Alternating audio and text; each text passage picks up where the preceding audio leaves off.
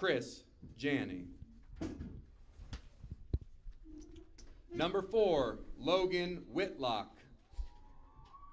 Plans for after graduation: attend college to study law and play football. Favorite football memory: trucking a trash can after we won at Reeser 8th grade year. Number 4, Logan Whitlock. Number 6, Luke Bennett. Plans for after graduation: attend college. Favorite football memory: last year's game and trip to Seaside. Number 6, Luke Bennett. Number 7, Jaime Pisano. Plans for after graduation: attend college and study anthropology. Favorite football memory: this year's trip to Seaside. Number 7, Jaime Pisano. Number 13, Wyatt Fussell. Plans for after graduation: go to college. Favorite football memory: trip to Seaside this year. Number 13, Wyatt Fussell. Number 14, Anthony Fonts.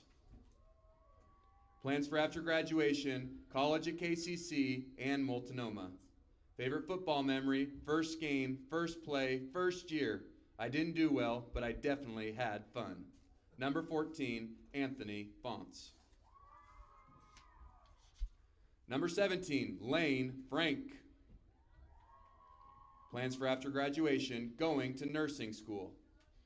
Favorite football memory: trip to Seaside. Number 17, Lane Frank. Number 26, Kyle Nichols. Plans for after graduation: attend Ag Flight School to Crop Dust. Favorite football memory: our sophomore year playoff run against Tillamook and Marshfield. The outcome wasn't great, but the trip bonding was awesome. Number 26, Kyle Nichols. I bet you like that one, Coach Lamons. Number 43, Andrew Benjamin. Plans for after graduation: go to college at OIT and compete in track. Favorite football memory: Seaside my junior year. Number 43, Andrew Benjamin. Number 50, Braden Morris. Plans for after graduation: attend trade school. Favorite football memory: Tillamook sophomore year. Number 50, Braden Morris. Number 55, Justin Elbert. Plans for after graduation: study chemistry at Oregon State University. Favorite football memory: going undefeated 8th grade year and winning at Reeser Stadium. Number 55, Justin Elbert.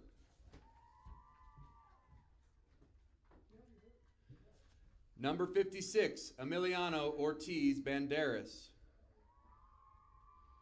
Plans for after graduation: go to trade school.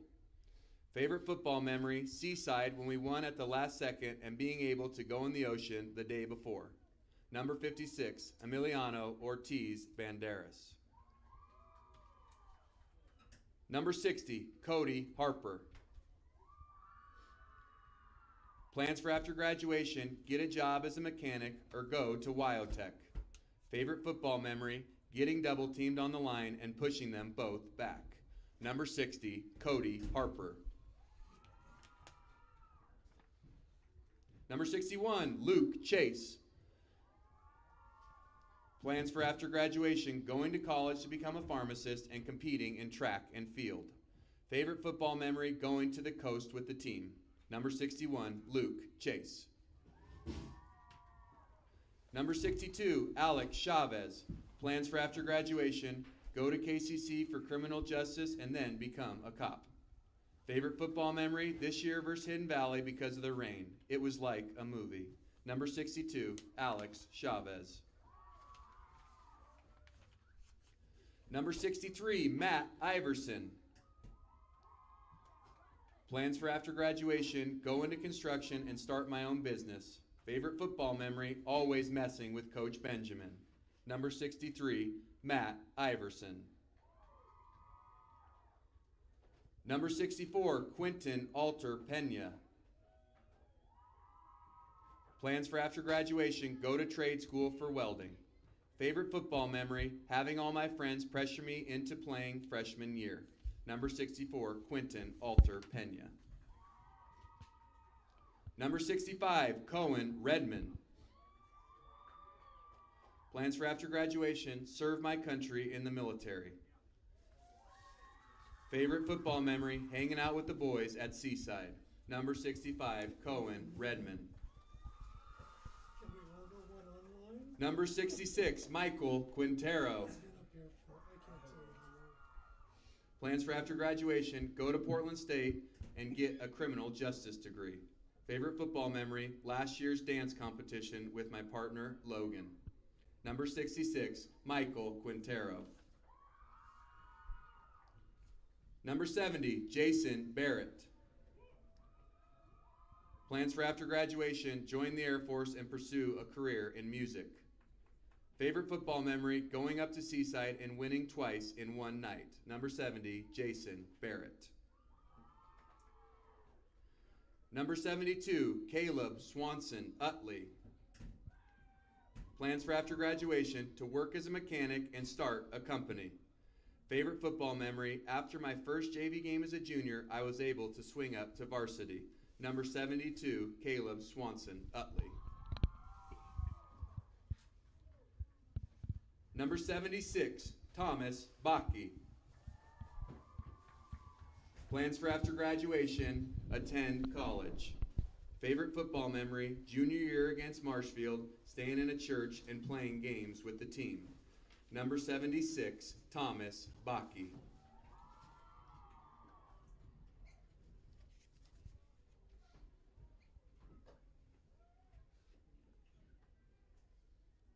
Ladies and gentlemen, can we hear it one more time for our class of 2024 football seniors?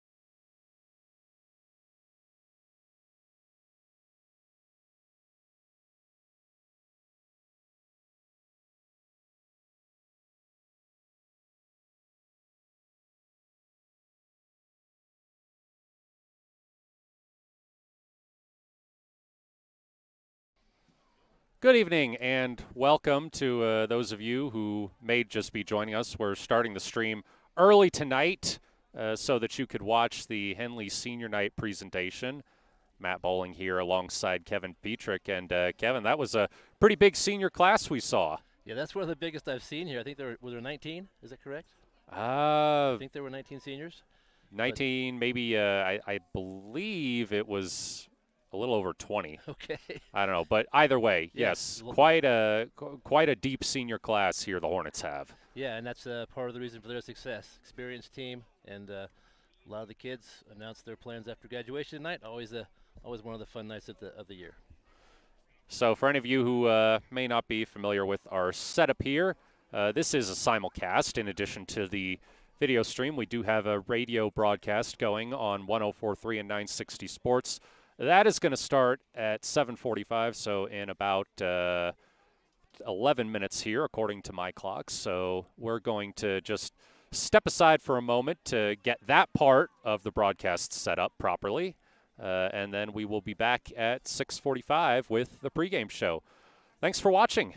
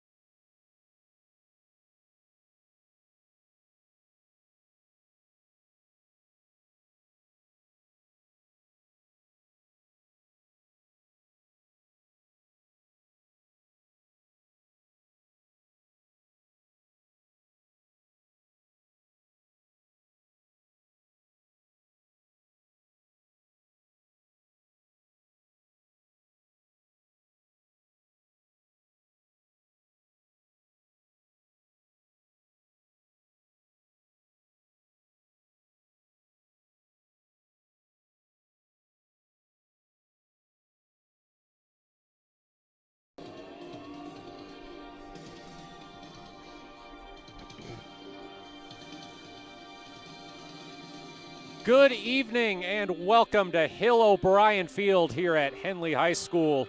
It is the final home game of the regular season for the Hornets as they welcome Marshfield. It's also senior night, and for those of you who may just be joining us on the radio, we were able to carry the senior night presentation live on the video stream. You can head over to mybasin.com to check that out anytime you want. Matt Bowling here alongside Kevin Petrik. We've got a great pregame show for you. On the other side of this break, you're listening to Henley Football on 104.3 and 960 Sports and watching on mybasin.com. Home of the Henley Hornets. Sports was kind of what defined me as a person. I loved to play every sport I could possibly play. The Abbeys was really the family stomping ground for all of our community. Saturday afternoon soccer tournaments, we'd head over to Abbeys afterwards. And then when we got up into middle school, on our way home, we'd stop at Abbeys after basketball games. When I go home, I want to see two things when I drive through Winston. I want to see my Abbeys and I want to see my high school. And those are the two memories that stick out the most to me. Thanks to Les Schwab Tires, I'm a confident backseat driver, but Mom's a little stressed about spending. Remember, deep breaths and watch your speed. Even though we're watching our wallets, Les Schwab is still watching out for our safety. So turn here. During the Les Schwab Founders Celebration Sale, save up to $150 instantly on select sets of 4 tires. Les Schwab Tires, doing the right thing since 1952. Early Senese. Number 56. Wait, all I do is wait. So lonely, I just sigh and moan. Seems like I've been waiting forever, wondering if you're coming home. I just saw your face, I know you're coming home. I swear there is no place that feels as good as home. And then I heard your voice, I know you're coming home. I know you're coming home. This is where unconditional love and immeasurable happiness reside. This is home. Coltwell Banker, where home begins. 160 pounds, Bryson Meg. What, Rod? Great? Participate. Where does greatness start? Here, in the classroom. On the stage. In the pool. On the field. Where will your greatness take you? To better grades. To more friends. Yeah! Be great.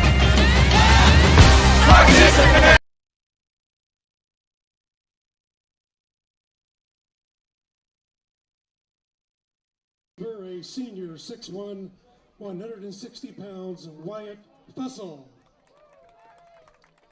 Number 19, a sophomore, 6 foot, 170 pounds, Rowan Wright. Number 50 on the offensive line, a senior, 5'8", 225 pounds, Braden Morris. On the offensive line, Welcome back. senior, Matt 6'1", Bowling here alongside Kevin 250 Petrik. pounds, 5'6", Let's take a look at number how 56, Henley and Marshfield both fared Cortez last week. Banderas. Marshfield, they hosted Ashland. They won 22-13. They've now won 3 straight games after an 0-3 start.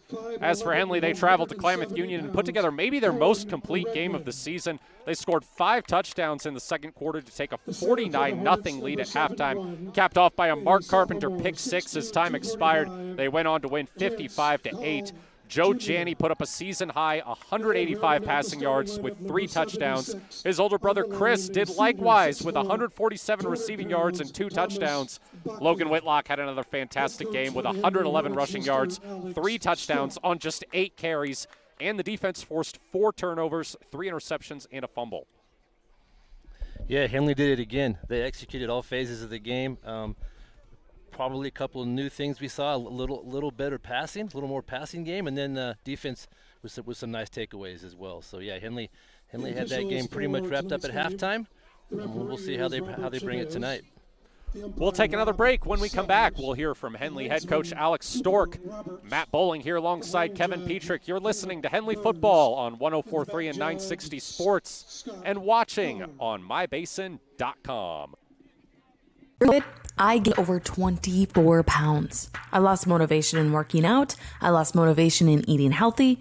And for me, if I'm not active, I just don't eat well. But then I started taking a class at Harbor's gym called High Low. The first week I felt like I didn't fit in and I couldn't do it. But the instructor was so kind and thanked me for coming and told me how well I did. I was like, no, I wasn't, but it made me come back the next week and the next week. And soon enough, I was keeping up with the class. I started introducing more classes and then going Saturdays. I learned how to lift weights accurately with repetition. I started lifting on my own. I started golfing too with my husband. And all of a sudden, I was buying salads instead of sandwiches. Small victories happened week by week, and it's 100% because of Harbor, their staff, their gym, the golf. My husband is getting out of the house and working out with me. His golf game is increasing, we're lifting together, and we feel good. Harbor, where I lost my reins and got my gains. At Clown Falls Subaru, we built our business on that simple promise. Well, that and some of the best people you're ever going to meet. Hi, I'm Rob Cedar, General Manager at Clown Falls Subaru.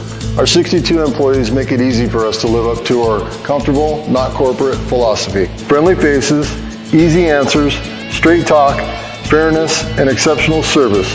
These are the things you expect. These are the things that all of our people deliver. Our management team, sales pros, certified service and body shop techs, lot attendants, and detail experts are all 100% focused on you. Local people putting their friends and neighbors first. At Clown Falls Subaru, that's the only way we do business. It's comfortable, not corporate. Our team members also spend hundreds of hours each year supporting local charities and events through the Subaru Love Promise. That's the kind of people they are. We're very proud of them. They're your friends, they're your neighbors, they're glad to know you, and they want you to be glad to know them too.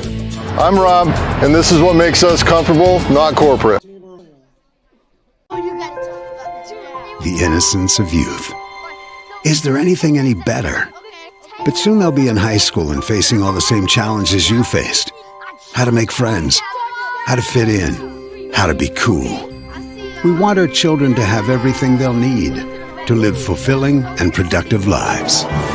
Make sure the kids in your family are among the more than 120,000 participants here in Oregon who take part in high school sports or activities.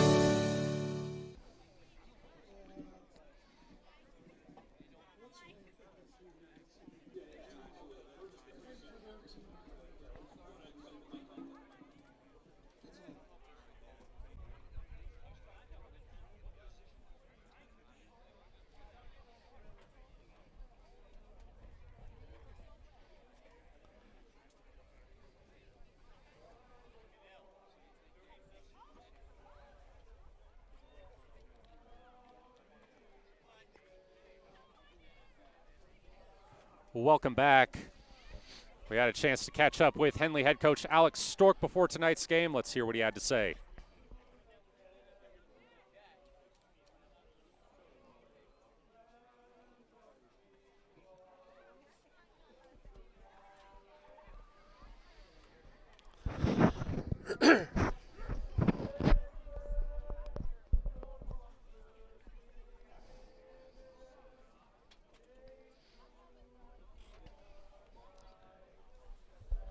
All right, you heard Coach there talking about RPOs on both sides. I found that a little interesting because there was a Herald and News article here a few years ago where Coach Stork said Henley's RPO offense has just 5 run calls and less than 10 pass calls, Kevin.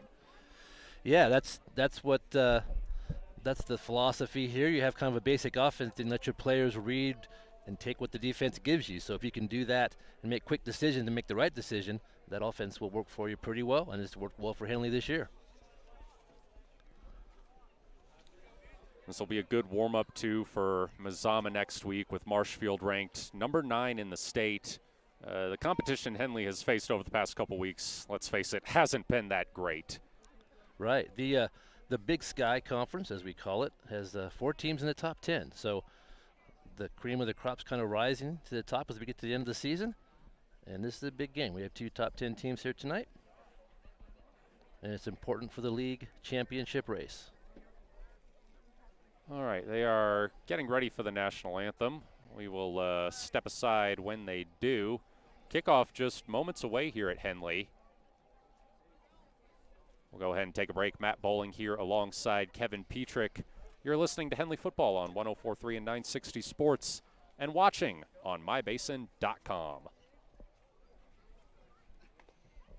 Sports was kind of what defined me as a person. I loved to play every sport I could possibly play. The Abbeys was really the family stomping ground for all of our community. Saturday afternoon soccer tournaments, we'd head over to Abbeys afterwards. And then when we got up into middle school, on our way home, we'd stop at Abbeys after basketball games. When I go home, I want to see 2 things when I drive through Winston. I want to see my Abbeys, and I want to see my high school.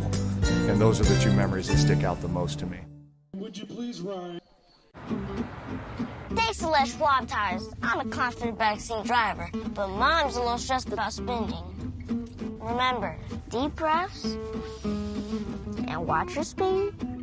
Even though we're watching our wallets, Les Schwab is still watching out for our safety. So turn here. During the Les Schwab Founders Celebration Sale, save up to $150 instantly on select sets of 4 tires. Les Schwab Tires, doing the right thing since 1952. What rhymes with great? Participate. Where does greatness start? Here, in the classroom. On the stage. In the pool. On the field. Where will your greatness take you? To better grades. To more friends. Yeah! Be great. Participate!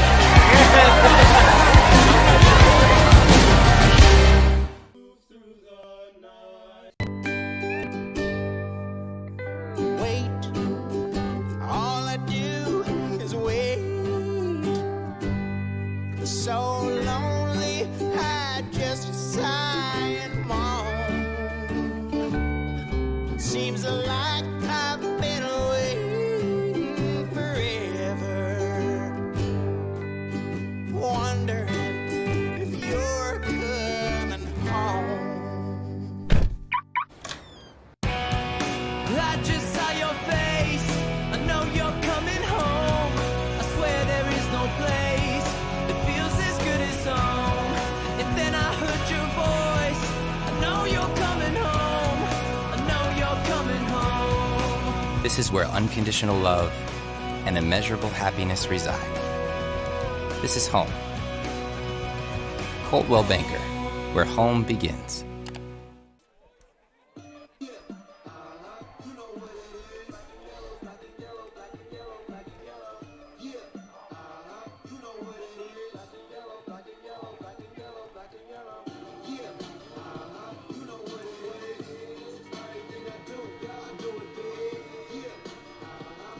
At this time, the officials and team captains will meet at the 50-yard line with a flip of the coin and a sportsmanship message.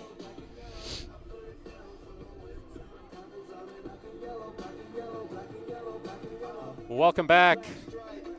Logan Whitlock and Chris Janney just gave us a great rendition of the national anthem, coming up to the press box to do so. That's pretty impressive. Yeah, they sounded good. Yeah, I'm a huge advocate for kids getting into as many activities as they can get into, find something they're interested in. And if you're playing football and you're in the band or in the theater at the same time, I think that's great. And yeah, they did a nice job with the anthem. Marshfield coming over the hill tonight, coming over 2 mountain passes to get here. And one thing that they bring that maybe other teams don't, they have quite a tradition. They've got a respected program, and I've never really seen a game where they're counted out. They're just a tough, well-coached program. They know how to win games, big games, playoff games. So I think that's what we're going to see tonight. We probably won't see a whole lot of mistakes.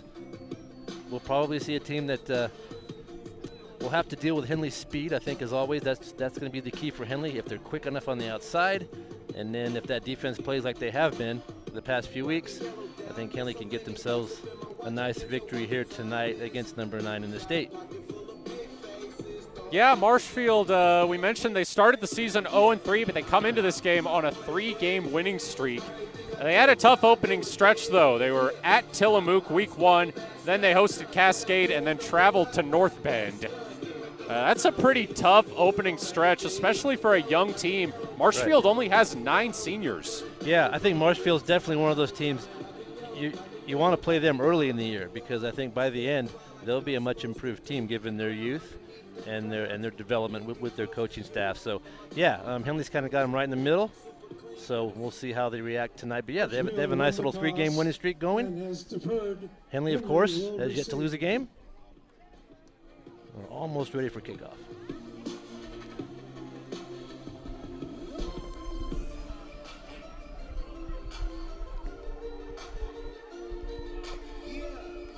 All right.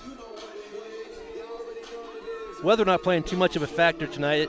It rained just enough to get us wet about an hour before kickoff, and I think it's for the most part stopped. And the field looks good. I think the footing will be fine. So the weather shouldn't be the issue that it was 2 weeks ago here. Yeah, it was raining earlier, made setup a little bit difficult for us, but we're glad to be with you now, and we are about ready for senior night. To create a ring of fire known as a so Henley will receive the opening kickoff. And time for Henley football. Looks like 46 degrees. Reese Height is going to be handling the kickoff duties. 13 miles an hour. Are you ready for some football?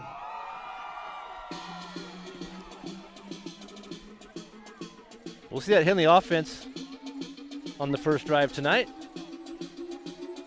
We're kind of used to seeing the defense out there to start the game, but we'll see the offense here after the kick. Kick is short, comes down at the 30 and rolls. Touched at the 15, picked up and returned. Got some room along the sideline and a big opening return here. Is that Luke Bennett? Looks like it. I think so. That is Luke on the far side. That happens a lot. Sometimes you kind of mishandle a kick and it looks like disaster, but you kind of give yourself another second to see how that defense aligns, and it makes you can find a little lane, and he found one over there and got a pretty good run back. So Henley will start from about their own 36-yard line. 11:53 on the clock here in the first quarter. Hornets hosting Marshfield. Henley, of course, unbeaten, 6-0, 3-0 in league play. As they come out, trips left with Whitlock on the left hip of Janney. Fumble, but Whitlock picks it right back up. He's stuffed at the line, though. Whitlock carries. That was one of those kind of lucky ones. The ball hit the ground, but it bounced right back to him. Fortunately, if it had bounced left or right, it could have been trouble. But it bounced right back into his hands, and he at least maintained possession, although there was no gain on the play. Had a couple of mishandles here early already. 2nd and 10. So brings up 2nd and 10 for the Hornets. Whitlock from the right hip of Janney takes the handoff, and he's got some room. He's got the first down and more across the 50, down out of bounds at the Marshfield 40. For the Henley first down. That was a nice run again from Logan. He got through the initial line of scrimmage and then just kind of shuffled to the right. Found a nice lane on the outside. Picked up a bunch of yards, enough for a first down.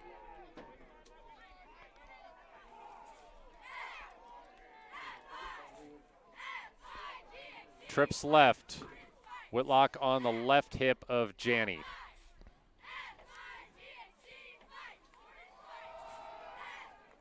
Whitlock spins out of a tackle.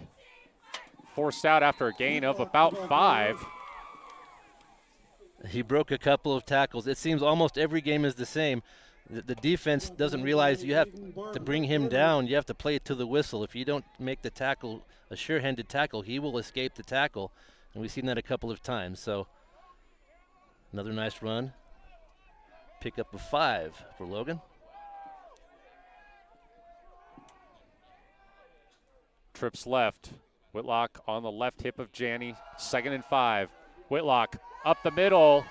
Whitlock still going, has the first down and more. Whitlock carries Down at the 25. Took a number of Marshfield defenders to bring him down once again, and we see Coach Pashy here. He's trying to establish that run. All runs so far on this drive for Henley. And they pick up another first down.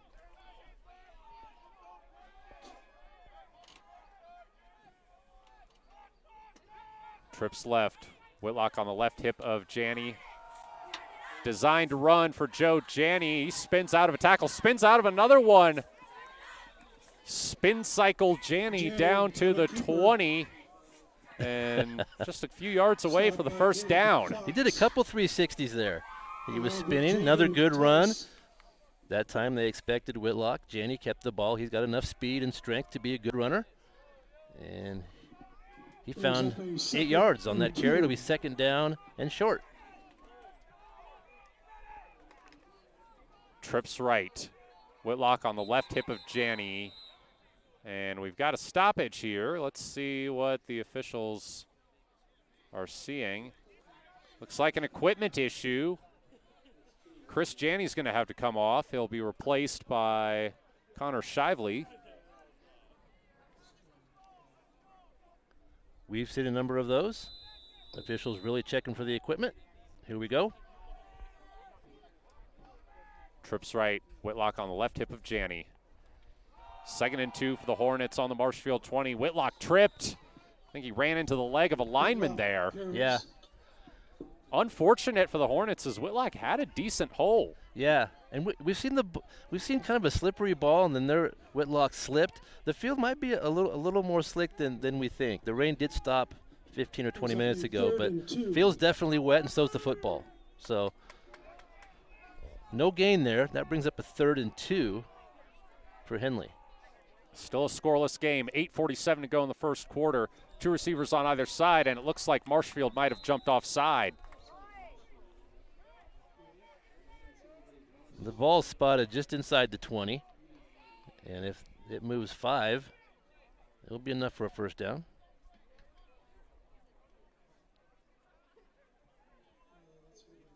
And that'll be the case. Offside penalty against the Pirates. So that'll set up Henley with 1st and 10 on the Marshfield 15. First down, Henley. 2 receivers on either side. Whitlock on the left hip of Janney. Whitlock gets the handoff. He's got a hole up the middle. Runs into a defender. Still pushing down to the 5. And that Henley offensive line is just doing their job on this drive. Just a good, solid push. Whitlock able to find room, and he picks up another 6. 8:10 to go in the first quarter. Hornets on their opening drive looking to score. They've got a 2nd and 4 inside the Marshfield 10. Trips left, excuse me. Whitlock on the right hip of Janney. Whitlock takes the handoff, finds a hole, makes a move, and he is in for the touchdown. Touchdown, Henley. It's just light work for Logan Whitlock once he finds that hole. Good drive, good opening drive for Henley. All runs. Came out and did what they wanted to do. Got a nice push on the offensive line. And able to score just over 4 minutes. Reyes to attempt the point after. Julian Reyes on for the PAT. Janney is holding. Kick is up and good. Kick is good. So with 7:53 remaining in the first quarter, the Hornets take a 7-0 lead here on senior night. We'll be right back. Matt Bowling here alongside Kevin Petrik. You're listening to Henley Football on 104.3 and 960 Sports and watching on mybasin.com.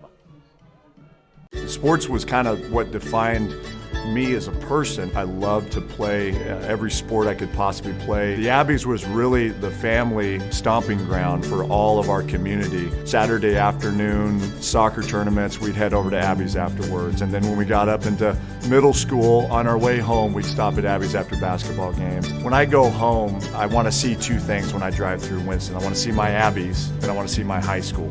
And those are the two memories that stick out the most to me.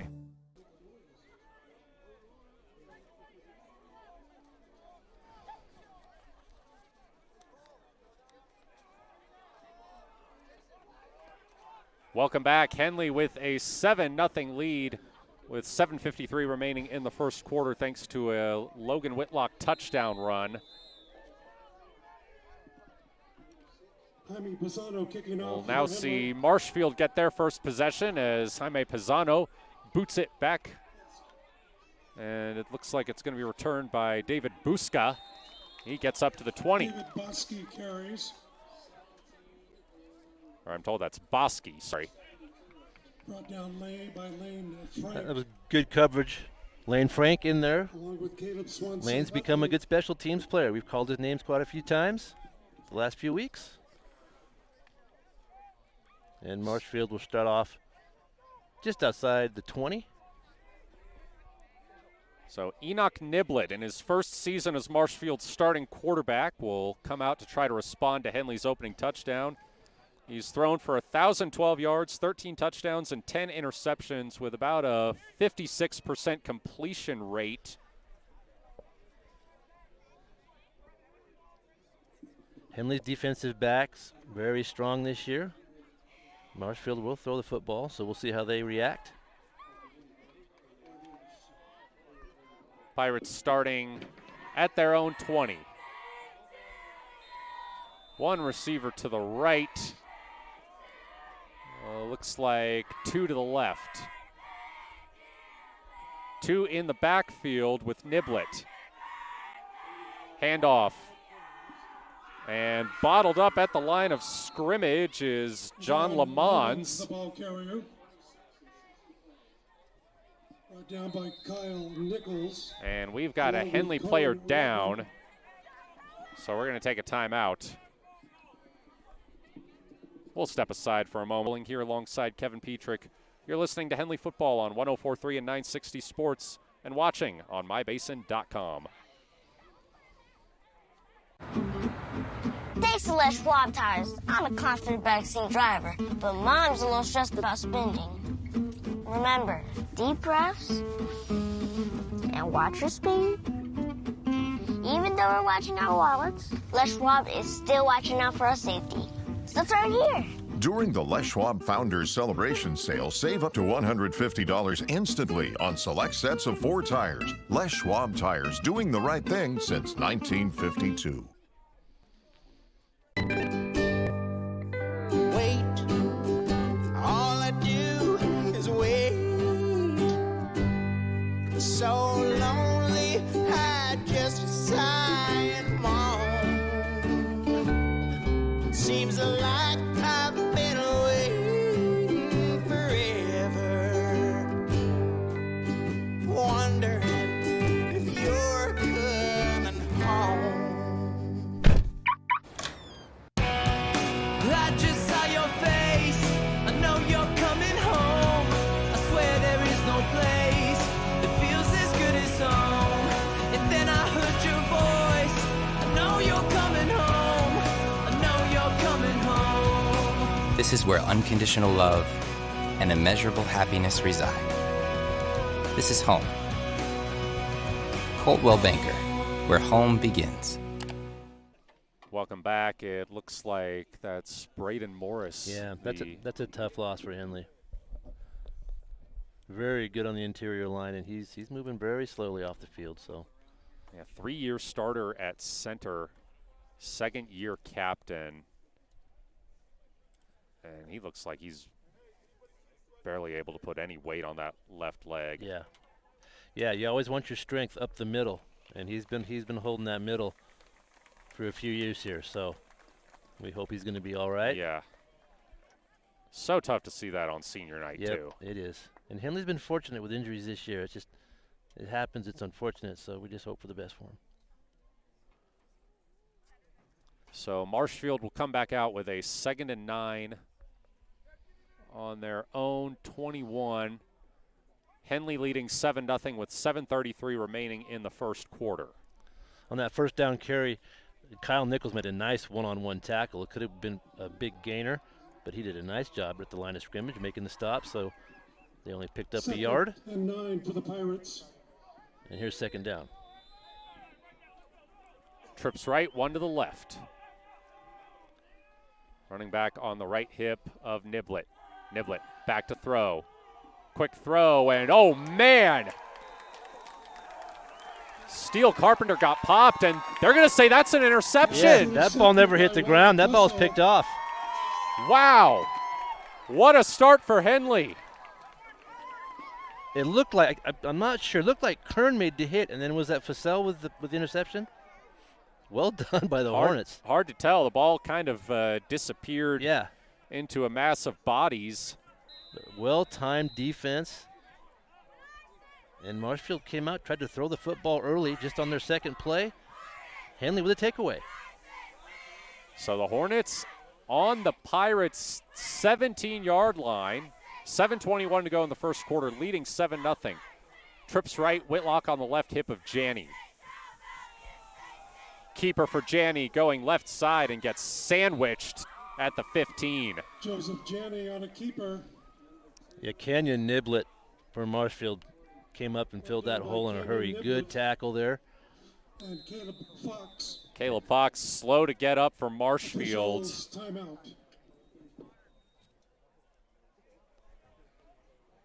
Looks like he's gotten to his knee. Yeah, all right. He's up, walking. Looks like he might have just gotten the wind knocked out of him. Jogging off under his own power. Just needed a moment. We've seen a couple collisions on these last two plays. That pickup was good for 2, so that puts Henley in a 2nd and 8. And they're within striking distance, back in the red zone. Quickly, again here in the first quarter. On the Marshfield 15-yard line. Trips right, Whitlock on the right hip of Janney. Whitlock gets the handoff, slides through the middle, and picks up 5 before he's brought down at the 10. Marshfield's going to need to try to figure something out to adjust for that, because that's picking up 5 every time, at least 5. So when you can guarantee yourself 5 yards on that play, Coach Pashy will keep bringing that up. 3rd and 3, Henley on the Marshfield 10. 6:36 to go in the first quarter. They lead 7-0. Trips right, Whitlock from the left hip of Janney. Takes it to the right side, and he's got the first down. There wasn't a lot of room there, and Marshfield did a nice job stringing that play out to the sideline, but Whitlock, smart, made just the right angle to get to the first down marker, and he picked it up. Good run.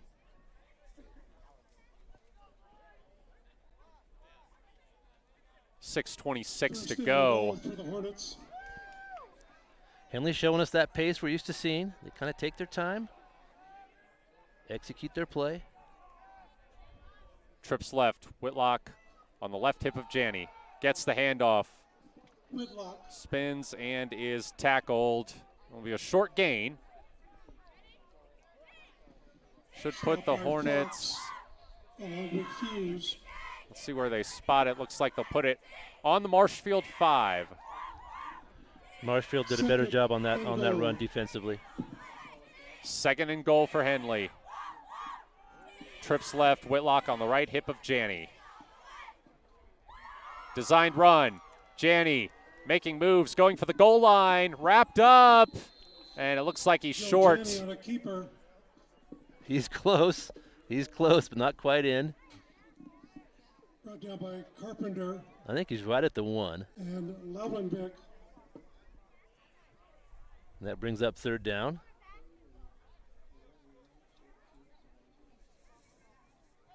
See if Henley can just force this in. They've had pretty good success with the run.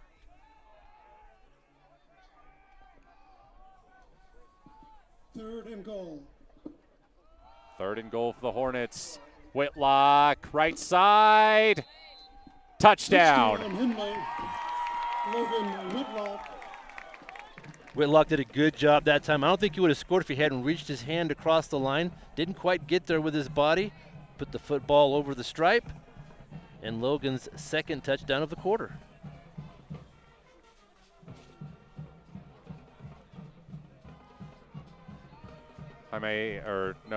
Julian Reyes on for the PAT.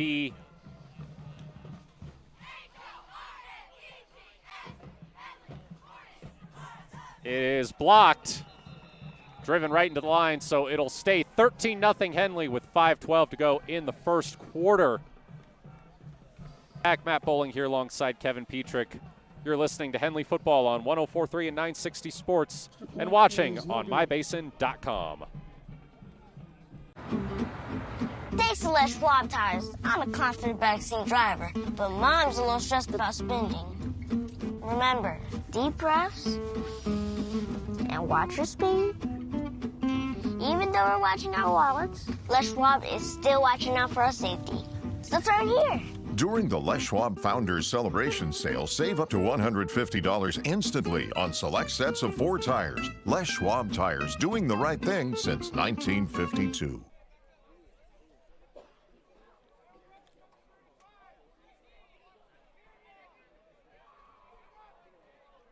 Welcome back. 5:12 to go in the first quarter. Henley leads 13-0 after Logan Whitlock's second rushing touchdown of the game. Well, last year Henley traveled to Marshfield and won 29-15. They're on pace to do a whole lot better this time around. Yeah, it's definitely a good start for the Hornets.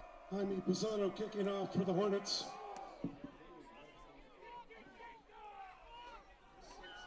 Kickoff is dropped and picked back up. Decent return until upended is Fox at the... And that's Kyle Nichols again. Just plays on the edge on that kickoff on the near side of the field and just made a beeline and made a nice tackle. Another special teams tackle for Kyle. So 5:07 to go in the first quarter, trailing 13-0. Marshfield will start on their own, call it the 17-yard line. Trips left, one to the right. Lamons on the left hip of Niblett. Lamons gets the handoff, breaks a tackle, gets up just past the 20. Lemons carries. Cohen Redmond first to the ball carrier. Good tackle. Along with Thomas Baki. Keeps it to a short gain there of 3. We're seeing Logan Whitlock at linebacker this week. He's kind of been on and off. Had a couple nagging injuries, and of course Henley won by wide margins, so they kept Logan out of the defensive lineup for a bit, but he's back in there tonight.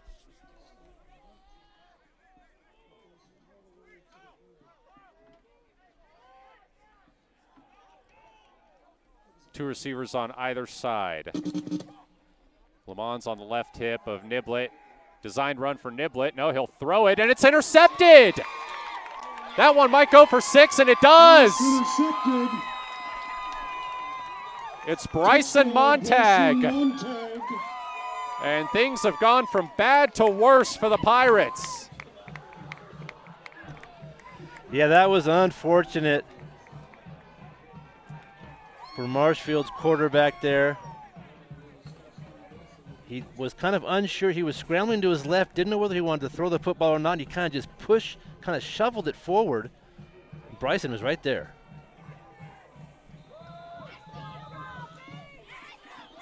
Reyes on for the PAT. Had his last one blocked. But this one is up and good. Kick is good. So it's 20-0 Henley with 4:12 to go in the first quarter. Matt Bowling here alongside Kevin Petrik. Listening to Henley Football on 104.3 and 960 Sports and watching on mybasin.com. What rhymes with great? Participate. Where does greatness start? Here, in the classroom. On the stage. In the pool. On the field. Where will your greatness take you? To better grades. To more friends. Be great. Participate!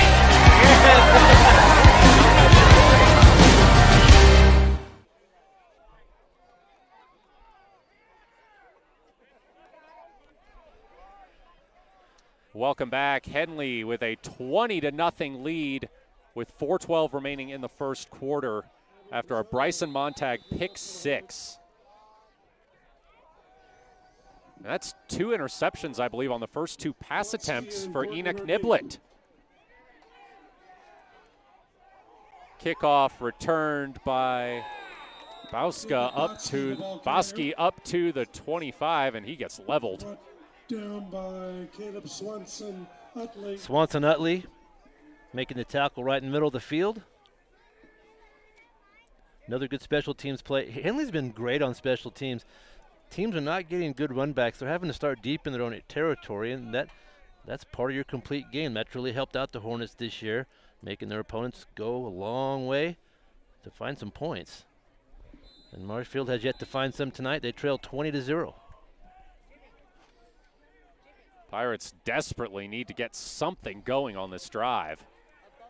Trips right, 1 to the left. Lamons on the left hip of Niblett. Handoff goes to Buska, and he gets no. That's going to be a loss. Yeah, that was good pursuit from the backside. Chris Janney came clear across the field to make that tackle, and that's quite a loss. Backed him up about 5 or 6 yards. We'll call it 2nd and 15 now for Marshfield, back at their own 20.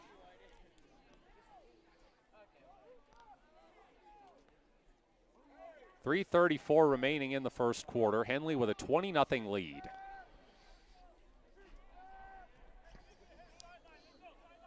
Two receivers on either side. Niblett back to throw. Has an open receiver, and down at the 30 is... Pass complete to Bosky. That is Bosky. Defended by Connor Shively. That was a good pass that time. That's what you want if you're a Marshfield fan. He had time to set up. The other passes, he was kind of on the run. Didn't really get a chance to get his shoulders square. That time he was able to stay in the pocket, make a nice throw, and put the ball on the money. So by far Marshfield's best pass play of the game. And that'll bring up a 3rd and about 3 for them. Bosky, one of the top receivers for the Pirates, came into this game with 325 yards and 5 touchdowns on 18 receptions this season. Now he gets his team into a 3rd and 3 from just past their own 30. 2:30 to go in the first quarter. Henley leading 20-0. Throw is batted down. Niblett was trying to go to Bosky again. Yeah, that was just a short out route, 5 and out, and Chris Janney saw it coming and just ran right between the quarterback and his receiver, got a hand on it. And the ball falls incomplete, and that brings up a 4th down for Marshfield. And the rain has returned. So that's going to put even more of a dent in the Marshfield passing offense. Punt from the 20. Punting is the immediate concern, I should say, as it comes down at the Henley 45 and is ran back to the Marshfield 35 by Luke Bennett. Luke Bennett, the ball carrier. Good aggressive play on the ball there by Luke. It took one hop, and he picked it right up and made his move. And Henley again with great field position on the Marshfield side of the field. I believe that was Caleb Fox on the punt, and he was not able to send it very far as the ball was clearly already waterlogged. Yeah. Another good break for Henley. You give Henley good field position, almost every time they will cash in. 2:14 to go in the first quarter. Hornets lead 20-0. They start on the Marshfield 36. Whitlock on the right hip of Janney with 2 to the left, 1 to the right. Janney back to throw. Janney looking deep and just narrowly missing Janney's pass, incomplete. Was that Luke Bennett? Luke Bennett on the far side. He stretched out to get it, and it was just beyond his fingertips. The nice thing about that play is Janney had a long time to throw. He had good protection, and that route was an out and up for Bennett. Down by the goal line, almost reeled it in. 2nd and 10, 2 receivers on either side. Whitlock on the right hip of Janney. Marshfield nearly jumps offside. Henley now getting the play call in from the sideline. Hornets on the Pirates, 36. Whitlock gets the carry.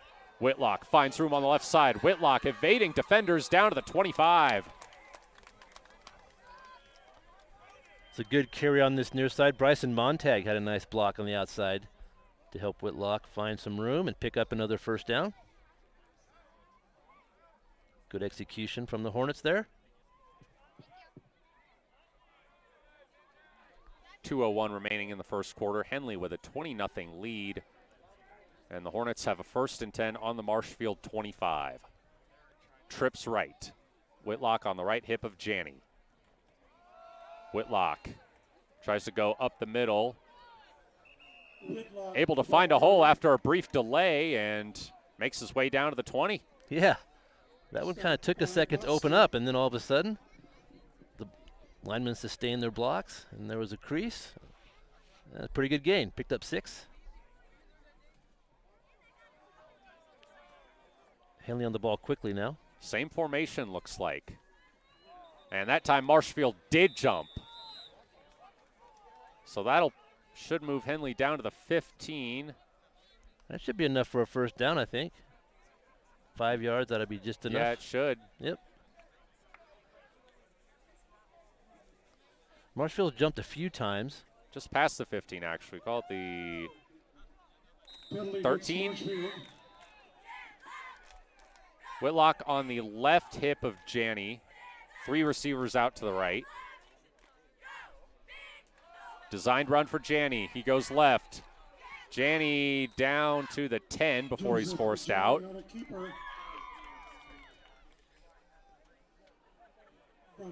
Not a bad gain on first down. Logan Whitlock kind of lead blocking there. 1:19 to go in the first quarter. Henley with a 20-0 lead over Marshfield. Number 1 versus number 9 in the OSAA rankings. Same formation for the Hornets. Whitlock has a hole and is tripped up just short of the end zone. He really has found a lot of room in between the tackles, which usually you see him go outside. He's a great inside runner, of course, but usually see him use his speed. But tonight they are attacking the teeth of that defense, and they're 3 yards away from another touchdown. First and goal for the Hornets. 2 receivers to the right. Whitlock on the right hip of Janney. Inside a minute to go. Whitlock gets the handoff. Whitlock almost stumbles but keeps his footing. But he's stood up right at the goal line. He's just short. I thought he made it. He's just short. Yeah, he did a good job of placing his hand down to keep his balance and pick up that extra yard, and he's right at the goal line. 2nd and goal from the 1 for Henley.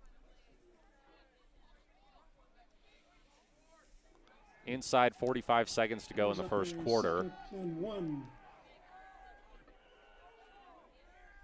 Trips right. Whitlock on the left hip of Janney.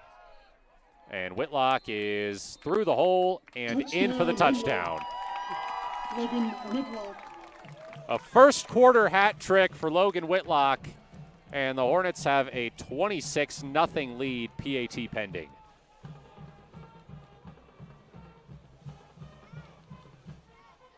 .9 seconds remaining in the first quarter. And the Hornets have quickly put any talk of this being a trap game to bed. Yeah, you mix up some good field position and turnovers, and you're in trouble. PAT is good from Rias, so it's 27-0 Henley with 32.9 seconds remaining in the first quarter. We'll go ahead and keep it here. since the quarter break. It's not too far away. I think it's safe to say Henley is a legitimate defense in the state. They're one of the best defenses in the state. They've just proven it game after game after game.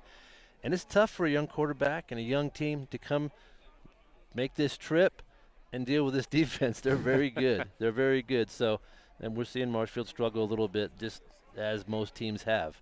And then when the offense gets the ball with a short field and the run game is working as well as it's been working, Henley's going to put some points on the board. And that's what they've done tonight. I mean, going back to what I just mentioned, this had all the makings of a trap game. Sure, you look ahead to Mazama. Right, exactly. Sure. The top 3 matchup, that's probably going to be the game of the week in the entire state, regardless of classification. Sure, you bet.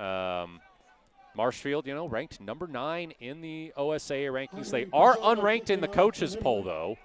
On top of it being senior night, Henley didn't have school today, so an irregular schedule for the players. And it was Friday the 13th. Can't forget that. Yeah. But, I mean, the Hornets have just come out and handled business as Bosky with nowhere to go on the return as he stood up on the 20. There were 6 Hornets on that tackle. And who's at the bottom of the pile there? Initial tackle by Cody Harper. So with 23.9 seconds remaining in the first quarter, Marshfield will start a drive from their own 20, trailing 27-0. That's a tough spot for a coach and a team. You're down 27 early. You just have to try to find your best play and just execute that play and just see what you can make of it. John Lamons in his 7th season as head coach at Marshfield. He was a standout linebacker and running back for the Pirates. He was named the MVP of the 1992 state championship game. Led the team in tackles, had 2 interceptions and 4 touchdowns to help bring the title home. Handoff. And nowhere to go. Swanson Utley in there for the Hornets. Caleb with a couple of tackles here early. Good job filling the hole there. Gain of maybe 1. And it looks like that's going to take us to the quarter break. So after 1 quarter here on senior night, Henley 27, Marshfield nothing. We'll be right back. Matt Bowling here alongside Kevin Petrik. You're listening to Henley Football on 103 and 960 Sports. Watching on myden.com. The innocence of youth. Is there anything any better? But soon they'll be in high school and facing all the same challenges you faced. How to make friends, how to fit in, how to be cool. We want our children to have everything they'll need to live fulfilling and productive lives. Make sure the kids in your family are among the more than 120,000 participants here in Oregon who take part in high school sports or activities. It's pretty handy if they stay on this side over here.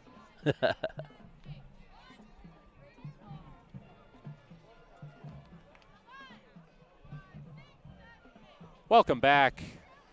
Henley starts the second quarter with a 27-0 lead over Marshfield.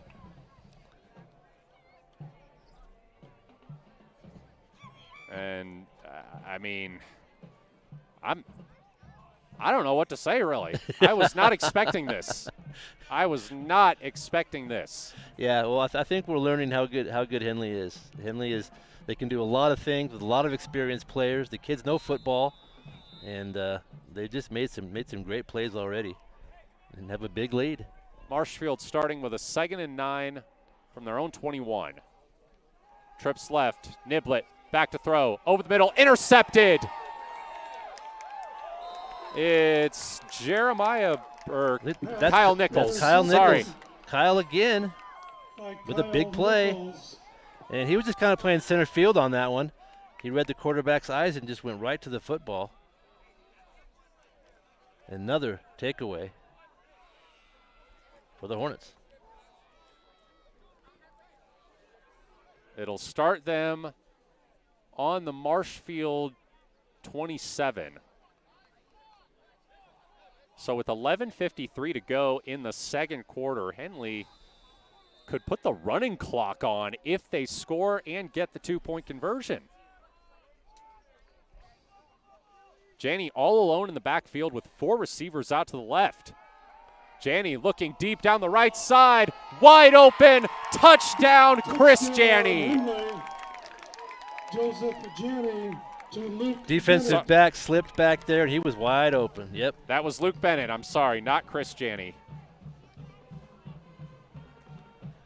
Yeah, just an unfortunate break. He slipped, and good job by Joe to just see him wide open. Didn't panic, didn't rush it, just took his time, lofted it right there. Easy touchdown.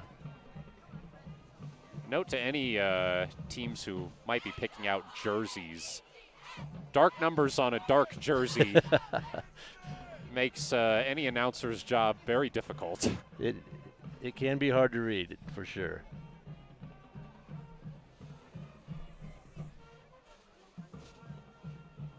So Henley will go for 2. Trips Henley left. to attempt a 2-point conversion. Whitlock on the left hip of Janney.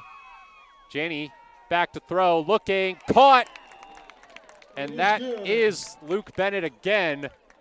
So with 11:49 to go in the second quarter, it's 35-0 Henley. Well, Kevin, I was covering the Canal Bowl last night between Mazama and Klamath Union. Mazama put the running clock on with about 8.5 minutes to go in the second quarter. I wonder if Henley might have seen that and said, all right, we'll see that and raise you. Yeah, they've had no problem scoring the football tonight. Mazama got a chance last night. They rested a lot of their people last night, so I know they're looking ahead to that game as well next week. And Henley can start kind of doing that as well with a huge lead early. So might see some players get rested, and then it'll be a long week of preparation for the big one next weekend. So to put this into perspective, though, I mean, Klamath Union was ranked 32 in 4A according to the OSAA computer rankings. Marshfield, as we've said a couple times tonight, is ranked number 9. Right. Yeah, Henley's they just look better at most every position and playing mistake-free football. That's how you win. So Pisano will get set to kick off. Pisano kicking off for Henley.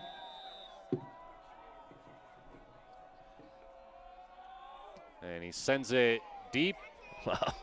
For a touchback. He nailed that one. Fantastic kick by Jaime Pisano. No question. That was out of the end zone. Well, Pisano has had a little bit of injury trouble over the last couple games. It's why he hasn't been kicking PATs. But he looked pretty good on that one. And, Reyes has done a nice job. So, it's nice to have – most teams don't have one kicker that's good, and I feel like Henley has 2. So that's another good benefit to their roster. Got a couple of good kickers. No doubt about it, and especially as we get ready for the postseason where depth is always a critical factor. So Marshfield comes out trailing 35-0 from their own 20. Handoff up the middle goes for about 3 or 4. Canyon Niblett, the ball carrier. I think we're seeing Elijah Fox at quarterback. Is that right for Marshfield? Noticed him. Yes. In the that is correct. Yeah. And he's not even listed at quarterback on the Marshfield roster. He's listed as a wide receiver and cornerback. Try to mix it up, see if they can have some success. Henley with a 35-0 lead, and we're early in second quarter.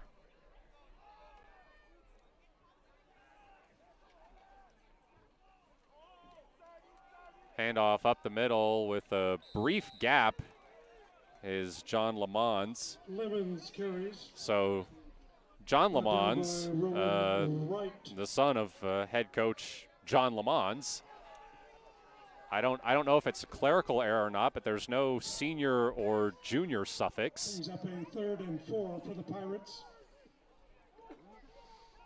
Ronan Wright with the tackle on that last play for Henley. And here's a 3rd down conversion attempt for Marshfield.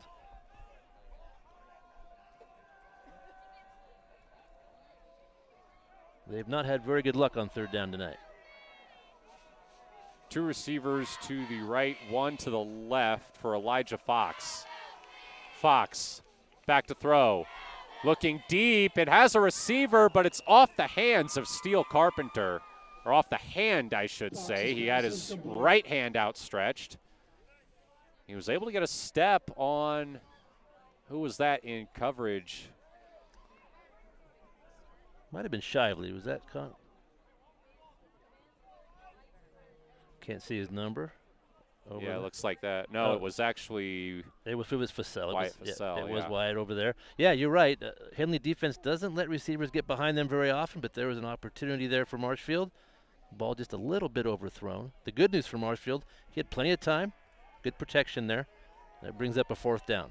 4th and 4, and the Pirates are going for it from their own 26-yard line, trailing 35-0 with 10-11 to go in the second quarter. They haven't put the running clock on yet, even though 35 points is the margin. I don't think that they start that till the second half. I think. Well, they did start it last night at Mazama, right when it happened in the second quarter. So I think that the rule is for second half, but I do believe that the officials have discretion as well. So I'm not exactly sure how that plays out, but it is not running yet. Yeah. 10-11 to go in the second quarter. So false start for Marshfield on that 4th and 4 attempt. Now they'll send out the punt team. Luke Bennett on his own 45 as the punt sails right to him, and he calls for the fair catch. So a decent kick there by, looks like Brody Ramey. Yeah, that was a good punt. Had a little trouble on the last one. They did a nice job with that one, and Henley, for the first time, I think, will be starting on their end of the field, although they are close to midfield with good field position once again. And we've seen some personnel already change here for Henley. Coach Stork shuffling some players in and out. Yeah, definitely, especially considering Mazama will have a whole extra day to rest, having played last night. You definitely want to keep your starters fresh. Whitlock comes in motion, fake the handoff to him, quick throw out to Bennett, and Bennett's driven out. It'll be, I'll say no gain. That was a good play by Steele Carpenter. A gain of 1, rather. Carpenter out there for the Pirates. Nice open field tackle. Just picked up maybe a yard. 2nd and 9. 3 receivers to the left. Whitlock gets the handoff. Whitlock has room along the left side. Whitlock, he's got a chance to house this one. 20, 10, goal line. Out at the 1. He almost stretched it out, and he was just pushed outside the cone down there. So it's about a 55-yard run there for Logan. And they'll spot that ball down near the goal line. Another big run. 9:12 to go in the second quarter. Henley with a chance to add to their 35-0 lead over number 9 Marshfield.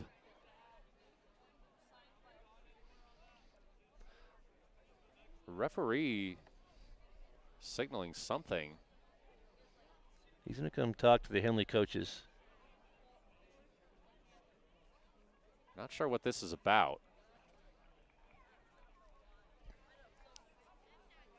We know last week against Klamath Union, they stopped the game, apparently according to Alex Stork, because they were hearing some trash talk that they didn't like. That was in the second half. You and I thought that they had called the game. I thought they wrapped it up. The way they were acting, I thought it was over. We missed that one. Which would have, I mean, it would have kind of made sense to call the game at that point. It was, I think, about 55-0. Right. But so Henley's been assessed a 5-yard penalty after the play. Penalty was against So Henley. it'll move it from the 1 back to probably about the 6. trips right. Whitlock on the right hip of Janney. Whitlock, left side, stiff arm, going for the pylon, and that time he's got the touchdown. Touchdown, Henley. Logan Whitlock. He just won't go down. He's so tough to tackle. They had a chance at him early, but he rounded the corner and snuck into that far front corner of the end zone for his 4th touchdown of the first half.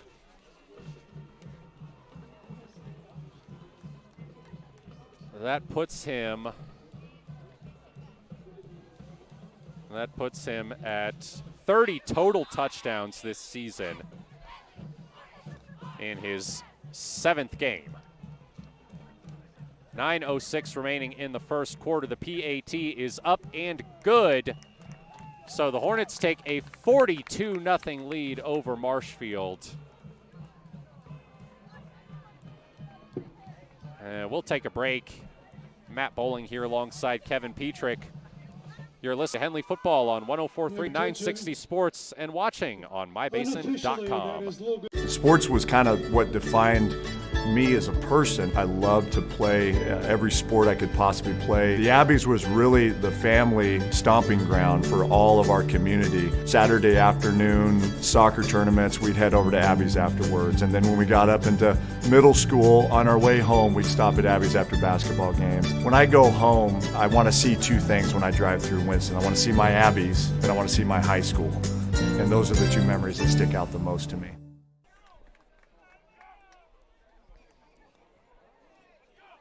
Welcome back. Logan Whitlock's 30th touchdown of the year gives Henley a 42-0 lead with 9:06 to go in the second quarter. That's just an incredible season, and there's still a lot of season left. And you consider he hasn't played. He's only played 2-3 quarters a game. He's not had that many carries. So he's missed the equivalent of 1.5 games. Yeah. Just by sitting out because Henley has blown out almost everybody they faced. Really a special season for this Henley offense. Kickoff is returned from the 5, and some room here for Bosky. Bosky deep into Henley territory, brought down at the 25. That was a good play. So a little bit of a spark. Yeah. Yeah, that time you don't normally see that with Henley special teams. There was a lot of room right up the middle, and he wasn't touched until kind of a touchdown saving tackle over there by Bryson Montag. So after that great run by David Bosky, who's, again, one of the top receivers on this Marshfield team, the Pirates will start well into Henley territory. 1st and 10 on the Henley 26. Yeah, by far their best start, their best field position of the game so far for Marshfield. 8:55 to go in the second quarter. Henley leads 42-0. Handoff goes nowhere. It was Lamons on the carry. Elijah Fox still in at quarterback for the Pirates.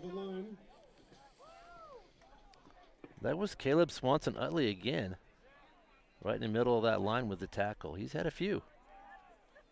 A good night for Caleb defensively.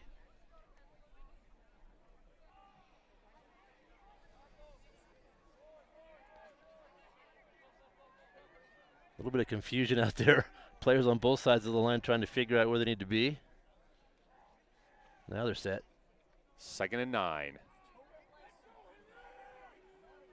Fox to throw, quick throw, has a man down and wrestled out at the 10. It's Canyon Niblett, older brother of Enoch. Yeah, that was a nice pass. He found him kind of on his outside shoulder and caught him in mid-stride and picked up a first down. So a good passing catch for Marshfield there. Pirates. And they have their first legitimate scoring opportunity right here with a first down at the 10. Trips left, one to the right. Fox on the keeper. Fox with room slides down at the 5. Fox on a keeper. Tackle by Wright. That was a good little carry.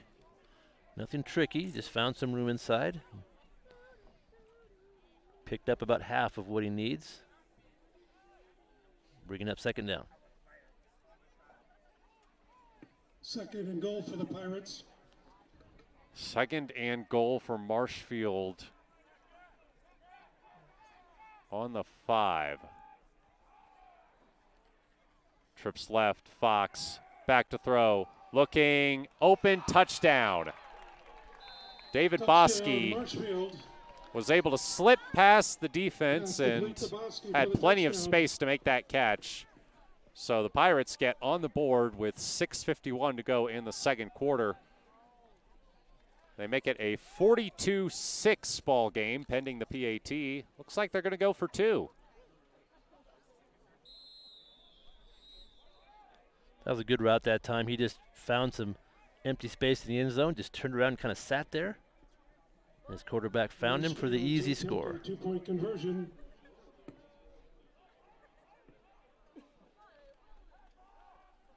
Pass is broken up.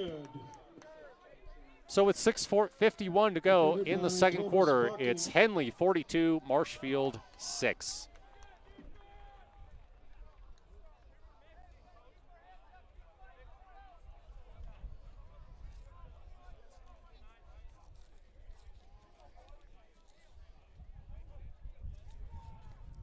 Marshfield has something to feel good about, or whatever. It's obviously the wind's affecting my speech here. That was a nice drive by Marshfield. That they're able to throw the football. That's probably going to be their only answer here going forward. And had a few completions, ended up with a touchdown.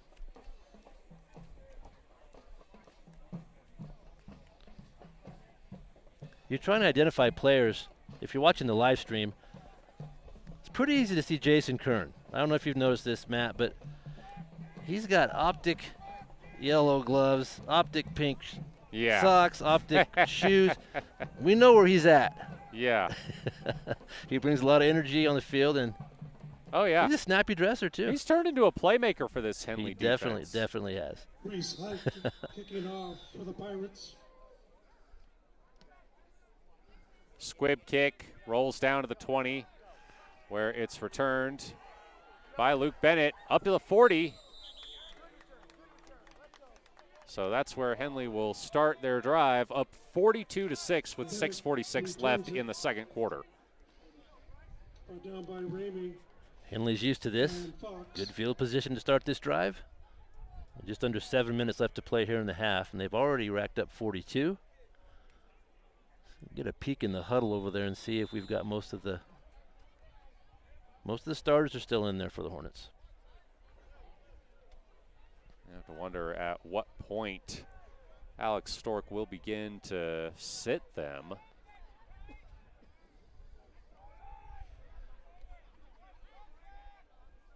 Trips left, Whitlock on the left hip of Janney.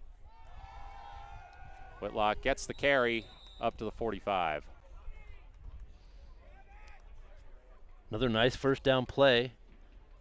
Henley just seems to get 5 at least every time on those first downs, and that makes your drive a lot easier. You're able to do a lot of different things when you have 2nd and 5, 2nd and short. 2nd and 5. 2nd and 5 for Henley from their own 45, leading 42-6 with 6:12 remaining in the second quarter. Whitlock plants another defender into the turf. Short gain and a flag comes in. There was some face masks going on down there somewhere, I think. They're actually going to call a hold on Henley. I thought I saw a face.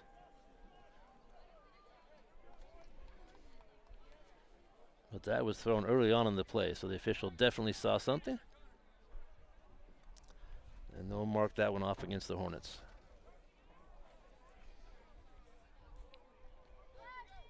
That might be Henley's first penalty of the evening. I don't remember another. I believe it is, yes. Yeah. I think you're correct. Yeah, they played a solid game, well disciplined. So this will make it a little tougher for them. 2nd and 15. 2nd and 15. 2nd and 15 for Henley from their own 35. 2 receivers on either side for Janney, who has Whitlock on his left hip. Janney back to throw, looking deep. Got a man wide open, and it's caught down at the 30 to the 25. Still carrying defenders to the 20. Janney's pass complete. Who is that man? I think that was Chris Janney with the catch down there. And he actually had 2 receivers open. Connor Shively. No, it was Connor Shively. Number 3. My apologies. Well, Connor Shively had his first touchdown of the season in garbage time last week against Klamath Union. Caught it from backup quarterback Trapper Kundal. Now he gets one from Joe Janney, and it puts the Hornets on the Marshfield 20. Now a designed run for Janney. He goes right. He's got room, spins out of a tackle, and is brought down just inside the 15. Joe running the ball, throwing the ball. That last pass, both of his long passes tonight, I really like how he puts a lot of air under the ball. When you have receivers open like that, sometimes your tendency is to try to throw a dart or maybe hurry the throw, but he doesn't. He, very calm back there, took his time, put some air under it, let his receiver run underneath it, and got 2 big gains out of it. Trips left, excuse me. Whitlock on the left hip of Janney. Whitlock gets the handoff, spinning his way up the middle and breaking loose for the touchdown. There's just nothing they can do about it. Just another terrific run. These runs they're just not normal runs. They're great runs. He's breaking tackles, shifting his weight, making good moves. And 1, 2, 3, 4. That's his 5th of the night. Logan Whitlock playing in his final regular season game here at Hill O'Brien Field. Showing out, as are several of the Hornets seniors. Rias on for the PAT. It's up and good. So Henley takes a 49-6 lead with 4:39 to go in the 2nd quarter.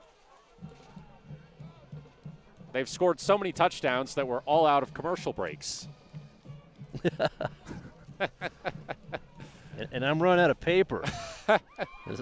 You've got a little tiny notebook there. Yeah, little tiny notepad. That's like a palm size. That's like about the size of my phone. Well, I should have brought the big one, obviously. Yeah. Henley's rolling. Yeah. Yeah. Gotta have the big one. I guess so. Get you a big old notepad. 5 touchdowns for Logan. The Henley offense, man, they have a good rhythm. They have a rhythm like I haven't seen from a high school team in a while. They really just move the ball methodically. They don't necessarily hurry. They just take their time, get up to the line, take what the defense gives, and score. And they score a lot.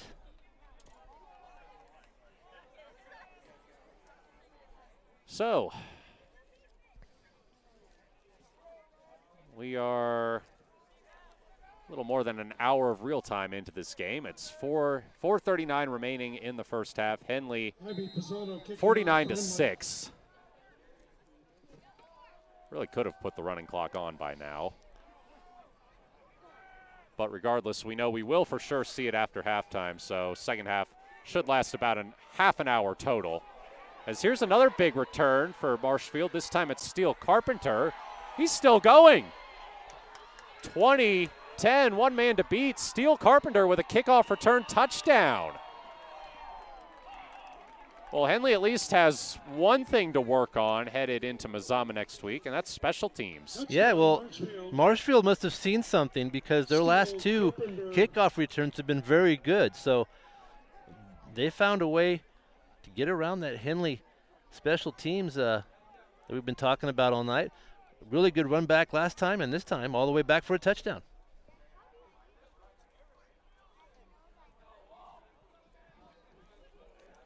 So looks like the Pirates are going to go for 2 again.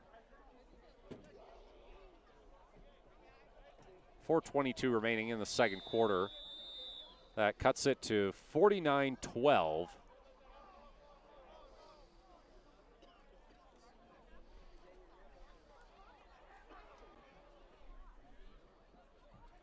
Fox back in the shotgun with Lamons on his right hip. Back to throw. Looking back corner, no good. No good. So it remains 49-12. Henley leading with 4:22 remaining in the second quarter. That was just good coverage back there. There was really nowhere to throw that football. He just kind of threw it away out of the back of the end zone. Good defense from Henley on that conversion.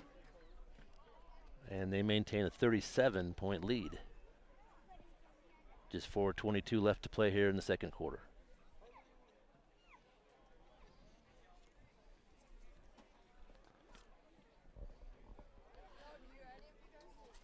Yeah, Henley's not going to like, they'll watch that on film.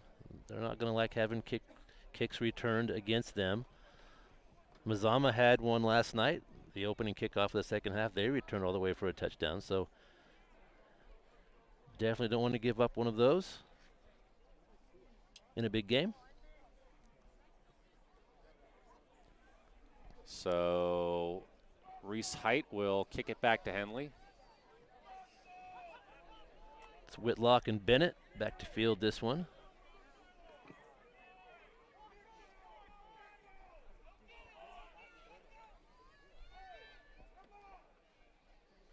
Some delay here. I guess everybody's not quite ready yet. The officials weren't all in place. Now they are, and Height squibs it. Bobbled by Kern, but he dives on it. That was a good play by Jason because that was one of those line drive kicks. He was hoping to get it past him, but he kind of stopped it like a shortstop. Jason fell on it. coming up with the football. And Henley will have pretty good field position once again at their 37. 4:19, excuse me, remaining in the second quarter. Henley leads 49-12. And they'll start this drive from their own 37. Trips left. Whitlock on the right hip of Janney, gets the handoff, spins his way up to the 40. Whitlock. You have to think Henley just kind of wants to run the clock out on this drive and head to the locker room. Yeah, they'll definitely try to get that 4-minute drill. I think the perfect situation here, they try to run the 4-minute drill. Scored just before the end of the half. That'd be a good way to finish up. Trips left. Whitlock from the left hip of Janney. Swim move, another swim move, and he's up across midfield, brought down at the 48. Whitlock, the ball carrier. Yeah, we've been talking about Whitlock all year, and something he's able to do, he's able to sense the defender coming up and where his balance is, and he's able to cut against that. It makes for a lot of broken ankles. 3:20 remaining, and Marshfield jumps. I heard somebody yell, "Let him cook" on that Whitlock run, and he is indeed cooking, Kevin. I mean, yeah. he's gotten into his bag tonight. Spin moves, jukes, swim moves. He is so much fun to watch. Yeah, he's a creative runner. He really does. He uses all kinds of different tools depending on the situation. 1st and 5, Henley on the Marshfield 42.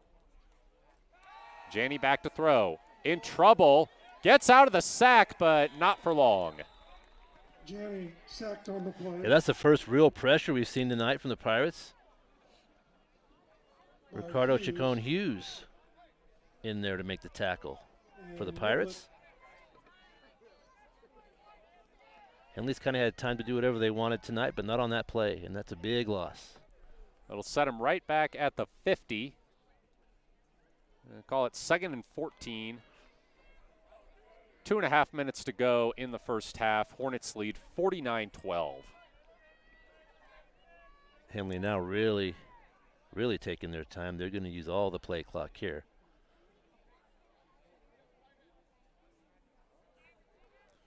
Some good college games on tomorrow. Tomorrow is a good college slate. You're right. Lots of good ones tomorrow. My North Carolina Tar Heels got a big one. Playing Miami, 4:30 on ABC. And Henley calls a timeout with 2:07 remaining. I tell you what, did you see the end of the Miami Georgia Tech game? I did not.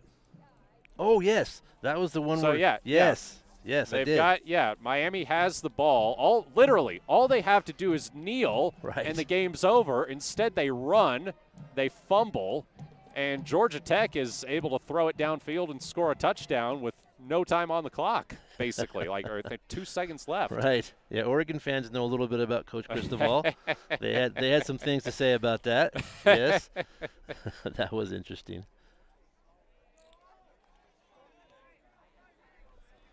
Got to say, though, Tar Heels look really good. Their quarterback's all right. Drake May. I'll tell you what, he is special. And I'll tell you what, they've had a string of really good quarterbacks. They have. Drake May succeeding Sam Howell, now with the Washington Commanders. Janney drops back to throw, lets it go downfield, caught, and easing it in for the touchdown. It's Chris Janney. Luke Bennett again. They keep fooling me. The 2 looks remarkably similar to the 6. They do. With the font that Henley uses. But I'll tell you what a dime. Man, there was a missed coverage or something, because that was just a straight fly pattern. Bennett just took off, and he made his way about 15 yards downfield, and he was just uncovered. And that was he threw that one on a rope. He had plenty of time, hit him right in stride. Also impressive. Easy touchdown. Reyes to attempt the point after. Chris Janney is holding. PAT is up and good. It's good. So that makes it 56-12 Henley. 1:59 remaining in the half. 56 is a big number for a half. Yeah. I mean, we thought 49 was a lot last week. But yeah, we mentioned that, with 4 minutes to go, you want to work on things. The 4-minute drill is important. It's a good drill to have for the end of the game if you want to protect the lead or you're down by less than a touchdown. And Henley did a good job. It only took them 2 minutes, but they did a nice job of moving the football, ending up with the touchdown, and extending their lead.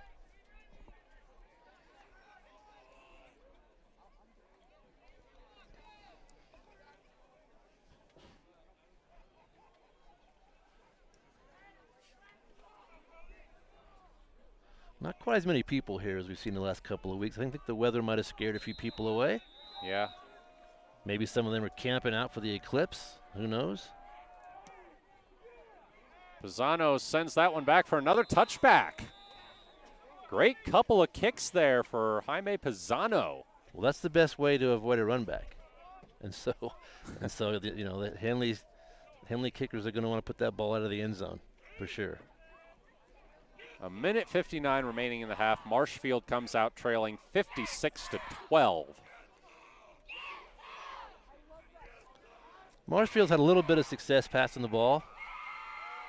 So we'll see if they come out and do that. Just under 2 minutes till the half.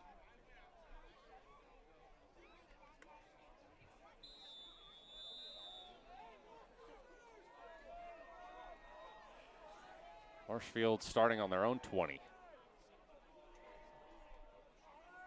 Fox back to throw. And that one almost intercepted. Thomas Bach, he was there. Got his hand on it. He kind of gave himself the old hand clap like I should have had that one, but he did a good job just to get in the way. Good play.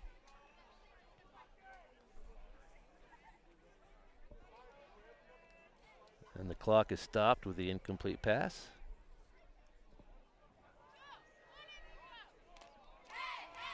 We're at 1:55 left to play here in the second quarter.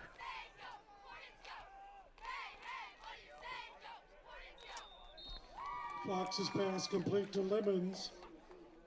So Fox completes a pass to Lemons there. Kern with the tackle.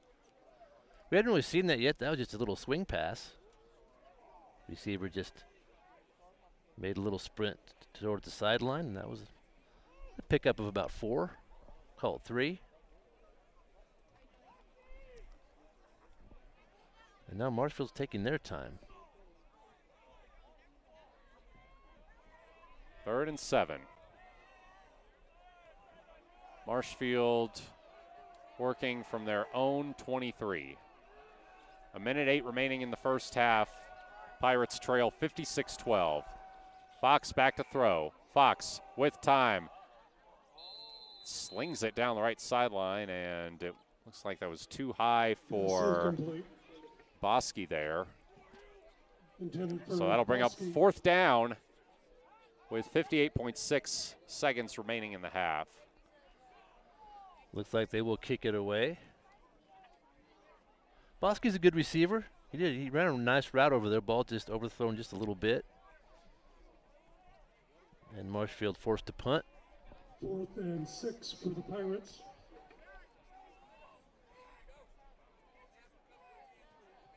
Looks like they'll punt from their own 10 with Bennett back at his own 40. Decent kick there from Ramey. Comes down at midfield. Bounces into the hands of Bennett, who returns it to the 48 before he gets popped and driven out of bounds. Canyon Niblet with a pretty good hit there. And Henley has 48 seconds to deal with here until the half. We'll see if they run some plays or just take their sizable lead into the locker room.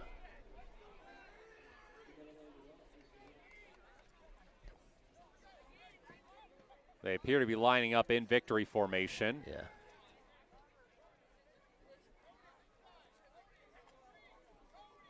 That makes sense. To snap it a couple of times.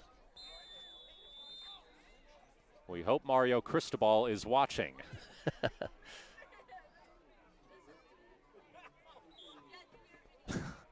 Logan Whitlock busting out a little dance as Janney takes a knee. Yeah, those of you on the live stream, I'm not sure what that was. He was doing something back there.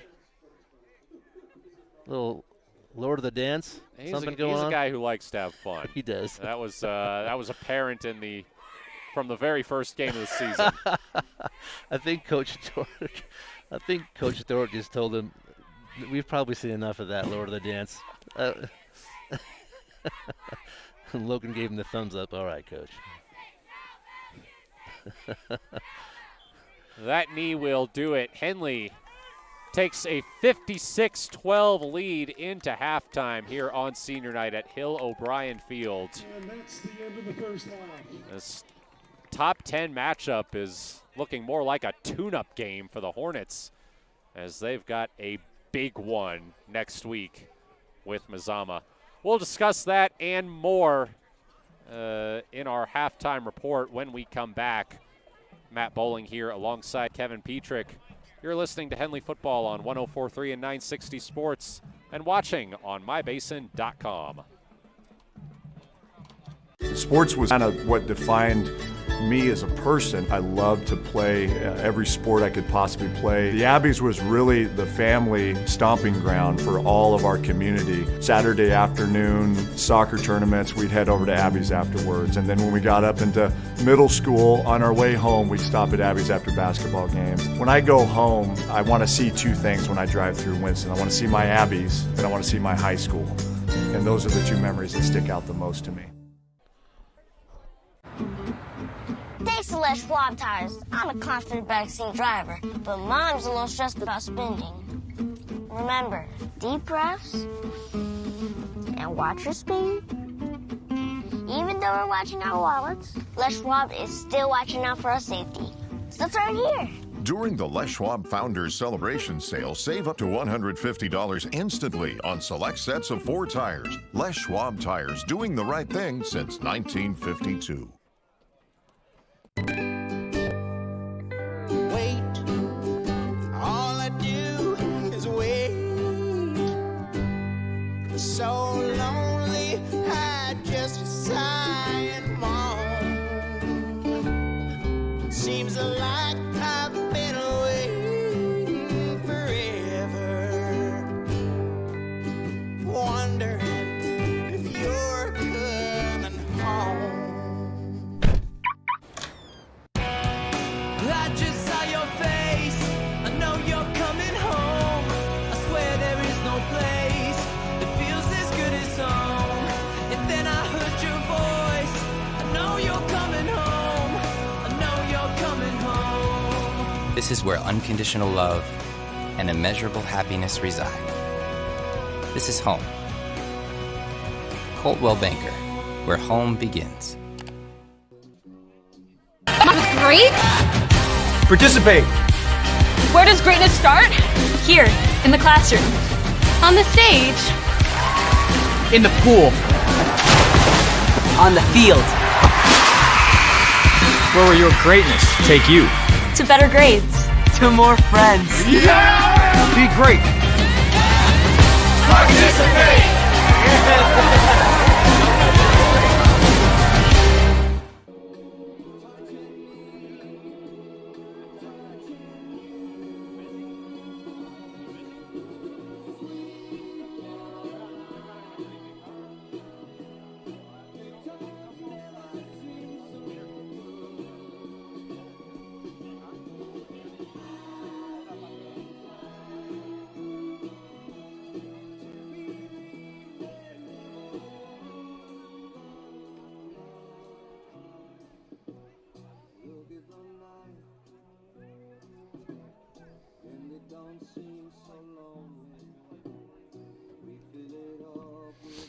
Welcome back to Hill O'Brien Field. It is a 56-12 lead at halftime for Henley over the number 9 Marshfield Pirates. This is a stunner, Kevin. Yeah, I think most of all, I think we're seeing the youth of Marshfield. They're a young team, and when you come in against an experienced team like Henley who's just on a roll and they're at home, you're going to have a tough night. And then I think Henley's just dominating the line play. Coach Stark's been talking about that all year, and tonight they've really taken it to them on the line. And then you mix in a little bit of speed and some turnovers and some field position, and you've got yourself a blowout. I think that's where we're at right now. So Henley, I'm sure we'll see a lot of different people here in the second half, some more kids getting some more reps, and they'll take that big lead and go into the big game with Mazama next week, undefeated. Yeah, this is much like the game last week at Klamath Union. Henley was up 49-0 at halftime. Starters didn't play the entire second half. With such a big senior class leaving, I think a little over 20 seniors departing at the end of the season, it's huge for Henley to be able to get these juniors and sophomores who are going to be filling those positions next year a lot of game reps as the season has gone on. Yeah, you can't get that kind of experience in practice. You can't get it in summer workouts. It's the best time. And so, if you're fortunate enough to get game time, to get your kids reps, then it's definitely a good thing. And you're right, Henley's had a lot of opportunity this year to do that. And looking ahead at the schedule, I think Henley's going to have a lot more competition here in the next 3, 4, 5 weeks. So Marshfield coming up in the North Bend is also a top 10 team. They're in the top 5, I think.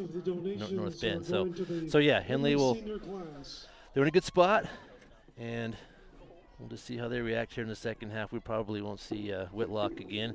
He's got 5 touchdowns for those of you just joining us. Yeah, why don't you go through the scoring summary, Kevin? He scored 5 more. Well, first quarter, he had 3 touchdown runs, an 8-yard run early, a 1-yard run, and another 1-yard run. Bryson Montag had a pick 6, 21-yard interception return for a touchdown. And after the first quarter, Henley led 27-0. Then Henley went to the passing game a little bit. Joe Janney to Luke Bennett, 28-yard touchdown pass. That made the score 35-0 early in the second quarter. Logan Whitlock then added a couple more touchdowns. That brought us to 49-6. Steele Carpenter ran back a kickoff the length of the field. And that put Marshfield up at 49-12. From 49-6. Henley up 49-12. Yes, they were up from their 42-6 to 49-12. That's what I meant to say. And then Luke Bennett with a 50-yard touchdown pass from Joe Janney rounded out the scoring with 2 minutes to go in the second quarter. And that's where we are now at 56-12. And this, I mean, I mentioned this a couple times in the first half. What I didn't mention was I actually got into a minor disagreement with Alex Stork about this when I was speaking to him about the game earlier in this week. I was asking him because on paper this game had all the makings of a trap game. Marshfield ranked number 9. Henley's got the big matchup with Mazama next week. It's senior night for the Hornets tonight. They've had an irregular schedule with no school today, and on top of all that, it's Friday the 13th. Although I guess it seems the Friday the 13th misfortunes have only struck the Pirates tonight. Right. I was asking him, how do you avoid falling into the trap? And he said, we don't consider this a trap game at all. Marshfield is a great team with a lot of history, and they're very good. It's going to be a tough game. Well, hasn't looked very tough for the Hornets thus far. I mean, like I said, this top 10 matchup has looked more like a tune-up game. And I think that's a testament to both just how good this Henley team is and how tough it is to come down here. We've mentioned several times throughout the season, teams do not like coming to Klamath Falls and playing Henley, especially when you get weather like tonight where it was cold with a little bit of rain. And since we've got some time and not much else to discuss, let's do kind of let's take a deeper look at this Marshfield program. We said they started the season 0-3. They came into this game on a 3-game winning streak. It was a tough opening stretch. They were at Tillamook week 1. Then they hosted Cascade. Then they traveled to North Bend. And for a team with only 9 seniors, that is a tough opening stretch. And it's tough here to come and make this trip all the way down from Coos Bay and play the top-ranked team in the state. Yeah, no one's had luck yet, and so Henley's been tested, and they're just a tough out, and it makes for a crummy bus ride home.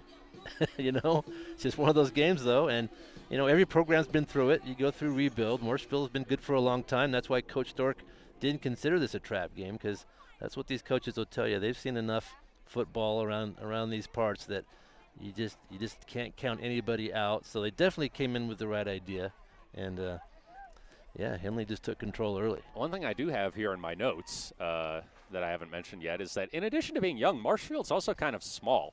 They've only got 9 players listed at 6 feet or taller. Meanwhile, Henley has 15 players listed at 6 feet or taller. So being young and small and having to play at a team like Henley, it's a tough task. But, Marshfield, they do have a lot of history. As we've said, as Coach Stork said, 5 state championships, 9 title game appearances. They most recently won in 2021, and that was just a ridiculous season. They went undefeated, never trailed in any game. They were led that year by Dom Montiel at quarterback, who's who accepted a preferred walk-on spot at Oregon State. It's where he is now in that quarterback room with DJ Uyunglele, among others. Nice job on that pronunciation, by the way. I could never hit that. I had to learn it a couple of years ago when I was still in college, and I was a panelist on our college football show, and that was when he really had his big debut at Clemson. Right. So I had to really drill myself on that pronunciation. Well done. I like it. Another little bit of Marshfield trivia for you. Mark Helfrich, among their alumni. Of course, the former Oregon coach and Chicago Bears offensive coordinator. He's doing TV now quite a bit. He is. I see him a lot, yep. And the head coach, John Lamons, in his 7th season. Standout linebacker and running back as a high schooler for Marshfield. He was named MVP of the 1992 state championship game. He led the Pirates in tackles that game, plus had 2 interceptions and 4 touchdowns. He was inducted into the Marshfield Hall of Fame in 2015. 2 years later, he was named head coach. And in his first season in 2016, he led them back to the state title game for the first time since 1994. So yeah, there is a lot of history here, and a lot of recent history too. Right. But I mean, looking at the results from the past couple years when Henley has played Marshfield, last year Henley traveled to Marshfield and won 29-15, which was already a far cry from 2021 when the Pirates beat Henley 42-7 in the state quarterfinals on their way to a state championship. Right. Yep. So, I mean, and what a difference 2 years makes. Yeah, you see teams. That's pretty common though, where you see a team just make steps. First you got to get into the playoffs. Then you might drop an early round playoff game. Then you make it 2 rounds or 3 rounds. You don't normally see a team win the state title just out of nowhere. You kind of see that build, and Henley's on that track. Actually, they made the playoffs a couple years ago. Last year they made a pretty deep run, and who knows? This might be their year. Mazama's very similar. They made a deep run last year also. So, yeah, those are the type of teams that you think will make it. Interestingly, they both made it to the quarterfinals last year where they were upset by lower seeds. Right. Mazama was the 1 seed, got knocked off by the 8 seed Scappoose. Henley was the 4 seed and lost to the 5 seed and eventual champion Estacada. Right. And Scappoose will be good again. We'll definitely see them in the playoffs down the stretch. Estacada, you never know about them. They're a good program too. So, yeah, that game next week. Next week, Henley at Mazama. We will, of course, have your coverage. The stakes could not be much higher. I mean, that game seems almost like it's almost certainly going to decide the winner of Special District 4 right. and the number 1 seed in the 4A playoffs. Exactly. That will decide. That will be the deciding game to see who finishes first in the league, and that's what you want. That's one of your first team goals that your coaches talk about. But as far as, oddly enough, I mean, the teams want to win. It's a rivalry. It's for league. But oddly enough, when one plays 2 like that, as far as your formula and your rankings, no one's going to be really hurt by losing that game. Right. They're going to be on opposite side of the brackets. They'll meet late. So it's not the kind of game where if a team is to drop that, they're not out by no stretch of the imagination. Still have a lot of football to play, and they'll get preferential seeding in the playoffs too. So that game's all about rivalry. It's all about bragging rights. It's all about winning the league. So it's going to be great. And Mazama, for those who are unfamiliar, has won the past 9 league championships. 9 in a row for the Vikings. So a lot at stake next week. We're going to take another break. Second half just a few minutes away. Henley leads Marshfield 56-12. Matt Bowling here alongside Kevin Petrik. You're listening to Henley Football on 104.3 and 960 Sports and watching on mybasin.com. During COVID, I gained over 24 pounds. I lost motivation in working out. I lost motivation in eating healthy. And for me, if I'm not active, I just don't eat well. But then I started taking a class at Harbor's gym called High Low. The first week I felt like I didn't fit in and I couldn't do it. But the instructor was so kind and thanked me for coming and told me how well I did. I was like, no, I wasn't, but it made me come back the next week and the next week. And soon enough, I was keeping up with the class. I started introducing more classes and then going Saturdays. I learned how to lift weights accurately with repetition. I started lifting on my own. I started golfing too with my husband. And all of a sudden, I was buying salads instead of sandwiches. Small victories happened week by week, and it's 100% because of Harbor, their staff, their gym, the golf. My husband is getting out of the house and working out with me. His golf game is increasing, we're lifting together, and we feel good. Harbor, where I lost my reins and got my gains. Threads. There are many threads that run through our region. There are churches and schools and Little League teams that bring us together and bind us into communities. There are roads and cars, there are houses and jobs and businesses, all woven together to make the fabric of our communities. There are financial threads that are part of that tapestry as well. For over 80 years, it's been our pleasure to be headquartered here, providing financial services to generations of our friends and neighbors. From that first savings account, to retirement planning, and all of the cars and houses and groceries in between, we keep your money local, investing it back into our communities, adding more threads to the fabric to make our communities stronger. Pacific Crest Federal Credit Union. Find your path. Henley won its second. Not corporate. Clown Falls Subaru, we built our business on that simple promise. Well, that and some of the best people you're ever going to meet. Hi, I'm Rob Cedar, General Manager at Clown Falls Subaru. Our 62 employees make it easy for us to live up to our comfortable, not corporate philosophy. Friendly faces, easy answers, straight talk, fairness, and exceptional service. These are the things you expect. These are the things that all of our people deliver. Our management team, sales pros, certified service and body shop techs, lot attendants, and detail experts are all 100% focused on you. Local people putting their friends and neighbors first. At Clown Falls Subaru, that's the only way we do business. It's comfortable, not corporate. Our team members also spend hundreds of hours each year supporting local charities and events through the Subaru Love Promise. That's the kind of people they are. We're very proud of them. They're your friends, they're your neighbors, they're glad to know you, and they want you to be glad to know them too. I'm Rob, and this is what makes us comfortable, not corporate.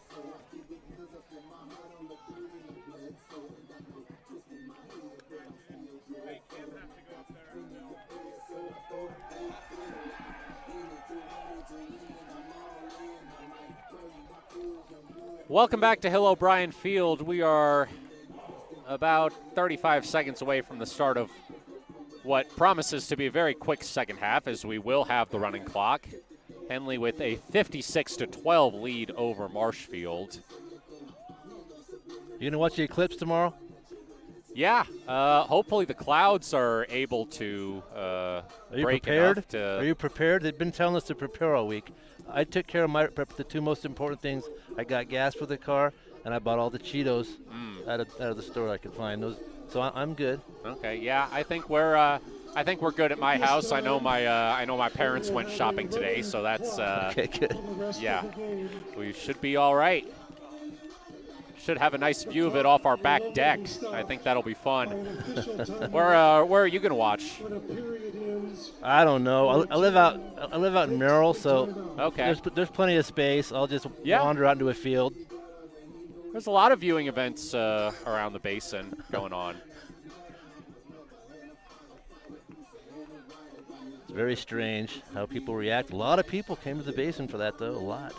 Yeah, I mean it's a pretty rare natural phenomenon, and if you're into that sort of thing, it might be worth making a little trip to be able to get a really good view of it. Just don't look right at it. Yeah, I'm telling you. Yeah, I've heard that about 100 times. Unless you got the glasses on, the glasses will okay. The glasses will keep you safe. Safety first. Got it. All right. Jaime Pisano sends this one deep for another touchback. 3 straight touchbacks for Jaime Pisano. That's what you want. And Marshfield will start at their own 20 to start the second half. Clock is running. So all in all, you can expect this second half to last around a half hour of real time. Yeah. Yeah, the weather turned out pretty good. We're in pretty good shape here. The wind is the main thing. There's no wind, so it's pretty comfortable now for the players.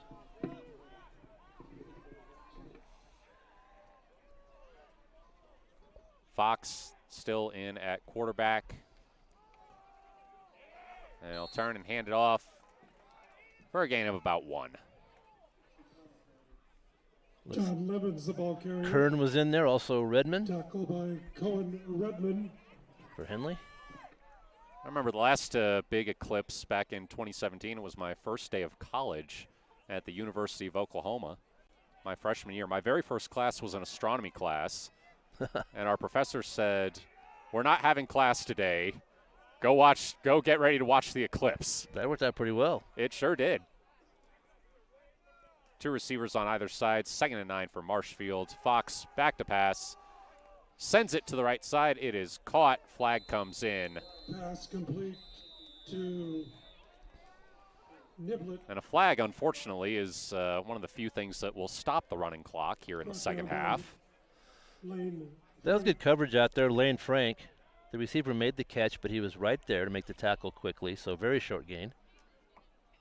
That's a good way to play that. And Marshfield's backing up, so we're going to assess the penalty on the Pirates. Henley against Marshfield. Holding. It's holding against the Pirates. So that'll move them back to about their own 12. And we are seeing a different lineup for Henley defensively. A lot of new numbers in there. 2nd and 19 for Marshfield as they look to the sideline for the call. Clock's still running. We're inside the 10-minute mark of the third quarter now. Henley with a 56-12 lead. Fox under pressure, has to get rid of it and does successfully. Looks like that's Steele Carpenter. And he makes a cut. Gets his way back close to the original line of scrimmage at the 20. That was good pressure initially from Henley that time, but a nifty play by the quarterback, kind of made a little sidearm throw. Got back to the original line of scrimmage. 3rd down. 3rd and 9. Fox rolling left. Gets rid of it, and it's caught by Canyon Niblett. Pass complete to He's Niblett. run out of bounds. Doesn't look like he has enough for the first down. I'll spot him, I think, just shy of the 30. So 4th down now for the Pirates. Trapper Kundle made a good tackle, sure-handed tackle, so he wouldn't pick up the first down.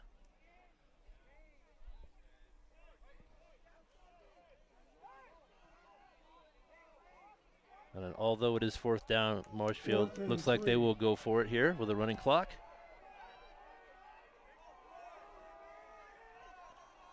Trips right, one to the left. Fox throws. It's caught by Niblett.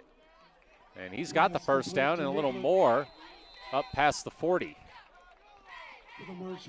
Yeah, that was a good 4th down conversion for Marshfield that time. Just a simple route over the middle. He was open. Stop by Kundal. And they pick up the first down. Along with And Jason we're already down to 8 minutes to play here in the third quarter. Henley with a 44-point lead. And most of their starters resting on the sideline. From the 43-yard line, Marshfield hands it off to Lamons. Good tackle out there. And he gets absolutely nowhere. John Lemons, the ball carrier, brought down by Rowan Wright. That was Ronan Wright with a good tackle. Those open field tackles are difficult. You make the wrong judgment or guess incorrectly, and you're looking at a big gain, but that was a good tackle. 2nd down and 10 coming up. Clock's still running. 7:10 remaining in the third quarter. Henley up 56-12. 2nd and 10 for the Pirates.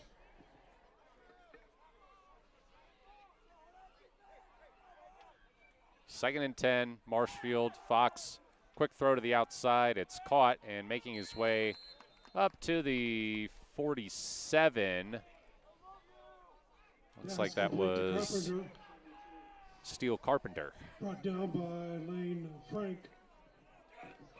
Coach Shively and, of course, Coach Stork doing a great job with this defense. That first team defense only allowed 1 score because 1 score, of course, was on that kickoff return. So Defense turned in another great performance tonight. 3rd and 5 for Marshfield. Fox rolling left, looking downfield, throws, and almost intercepted. That was by Connor Shively. Connor Shively had his hands on that. He was in a good spot. Broken up by He's coming out of that. He's playing that safety position. Did a nice job. And another 4th down attempt here for Marshfield.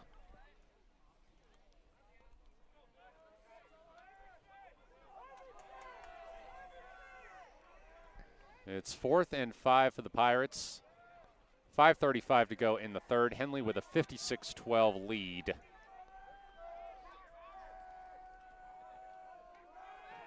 Fox throws, caught. They've got the first down up to the 43-yard line. Pass is complete. And that is Canyon Niblett. That was pretty much the same play they converted the last 4th down. This time, though, it came from the other side. It was just the same route. Just dragged right across the middle of the field, and he was open for the first down.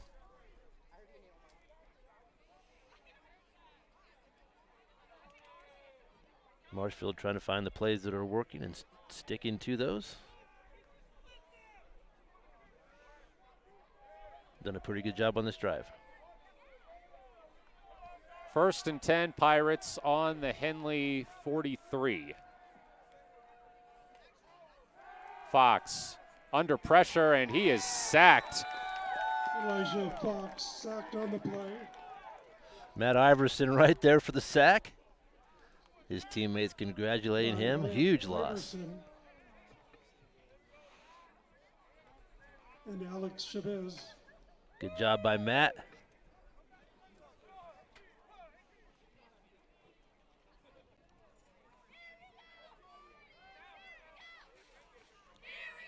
Alex Chavez also playing little line. He was in there helping out on that play.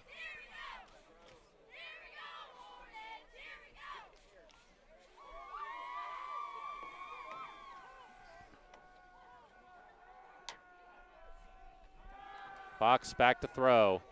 Dodges a sack. Able to get the ball away before he is nailed, and it falls incomplete.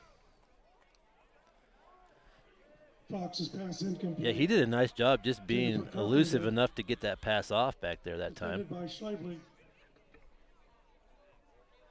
And that was, I believe, that was Chavez again with the pressure. That Henley line's getting to the quarterback, doing some good work. 3:15 to go in this running clock 3rd quarter. It's a 56-12 lead for Henley. Yeah, we've seen in these running quarters, your team might not even get an offensive possession sometimes. They just take the whole quarter. Yeah. With one team with the football, so that's not uncommon. Real Army Black Knights energy, if you will. Fox throwing down the right sideline and incomplete. Pass incomplete. Good. That'll bring up 4th and a while. That was good coverage over there. Henley had 4 players in that zone. He's trying to throw the ball about 15 or 20 yards downfield, and there was just nowhere to go. Good work. Defended by Kundal. 4th and 19, they call it. Marshfield from their own 49.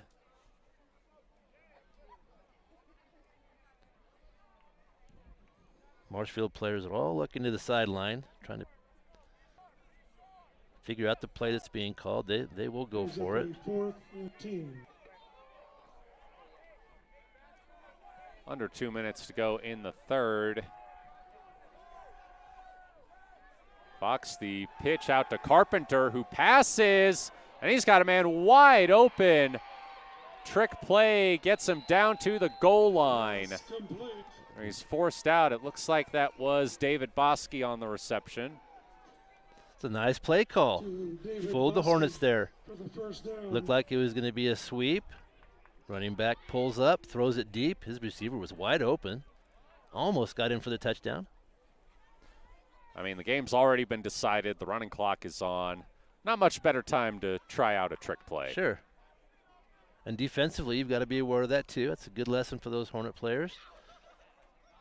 You have to know the down and the down and the distance. So it's a long way to go for a first that time, and they picked it up. Handoff, and unable to get in is John Lemons. John Lemons brought down by Wright and Justin Elbert. This Henley line on the interior defensively, they're doing a nice job, this group. Doing a pretty good job stopping the run. Most of the damage has come through the air in this quarter.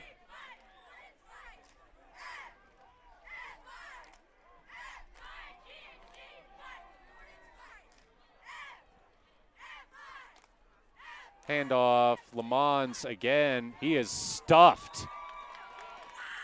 He broke one tackle, I think, and ran straight into another one. John Lemons carries. That's Cole Davis making a good goal line stop. Cole Davis. And that might be the last play of the third quarter. Yeah, 5 seconds to go, and that will be it. Henley takes a 56-12 lead into the fourth quarter. We're going to take a break. You're listening to Henley Football on 104.3 and 960 Sports and watching on mybasin.com. The innocence of youth. Is there anything any better? But soon they'll be in high school and facing all the same challenges you faced. How to make friends, how to fit in, how to be cool. We want our children to have everything they'll need to live fulfilling and productive lives. Make sure the kids in your family are among the more than 120,000 participants here in Oregon who take part in high school sports or activities.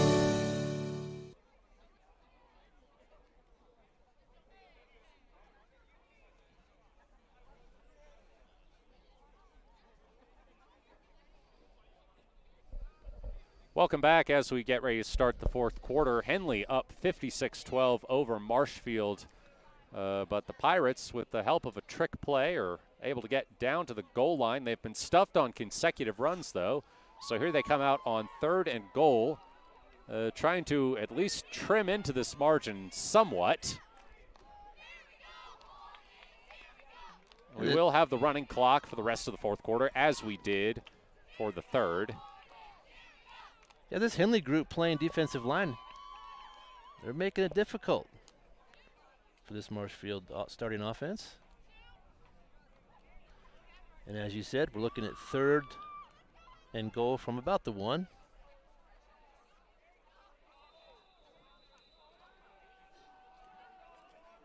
Brings up a 3rd and goal.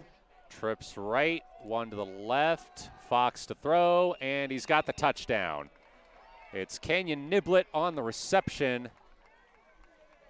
And that makes it 56-18. And Marshfield, what will they do here? They've gone for 2 on both of their previous touchdowns. It looks like they will kick it this time.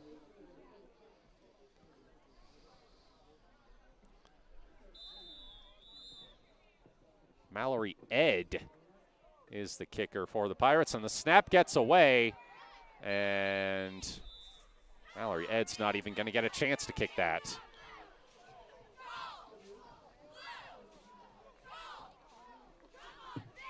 Well, that's a tough break there.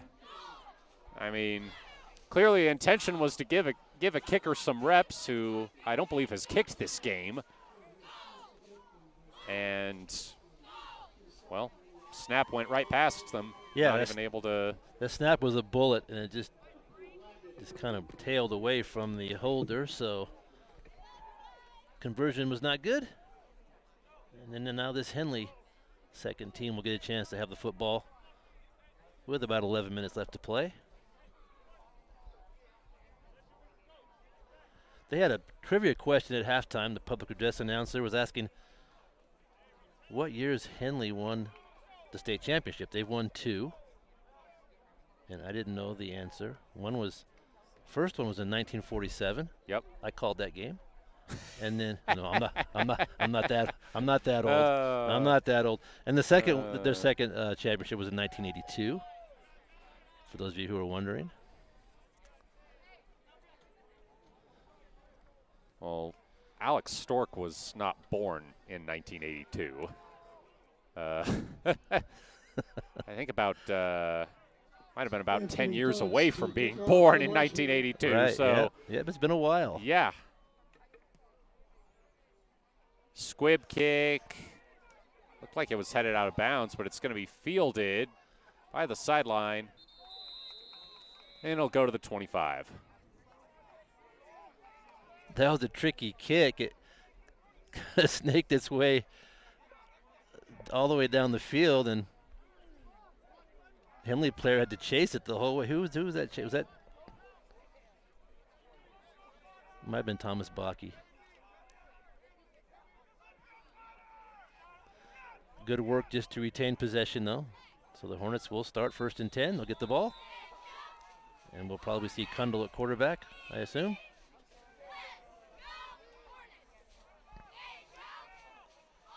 Seems that way. Comes out with 2 receivers on either side. And a 56-18 lead. Handoff goes to Kern, and he doesn't get much.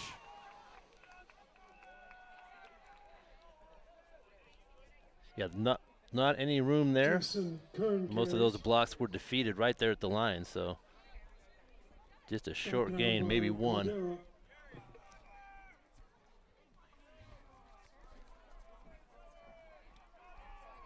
Kern on the left hip of Kundal with 2 receivers on either side. Clock continuing to run. 9:45 remaining in the game. Kundal back to throw, under pressure, avoids it to the right. Still scrambling is Kundal, and he'll take it for a pretty good gain up to the 30. Tiptoeing along the sideline. A late flag, super late. It just came in. That was a good decision by Trapper to keep it and run. When you make that decision, you can't kind of halfway do it. You have to decide if you're going to run, you have to run full speed. And that's what he did. And he made a nice gain out of it. We're sorting out the penalty here.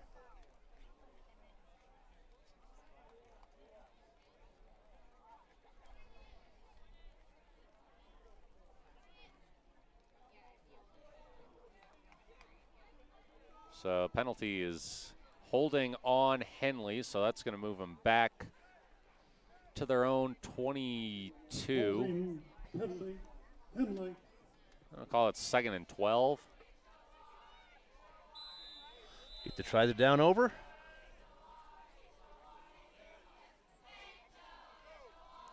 And Henley shuffling running backs at this point.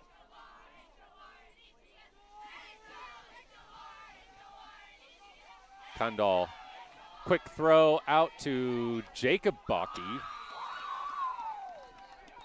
And Pass complete.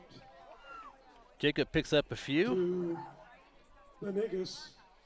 That was just a simple play. He just took one step and just made a quick pitch to the outside there, and Jacob made his way for a few yards. It's a gain of about 4. They'll call it 3rd and 8 for Henley now. Ball on their own 27 and a 56-18 lead.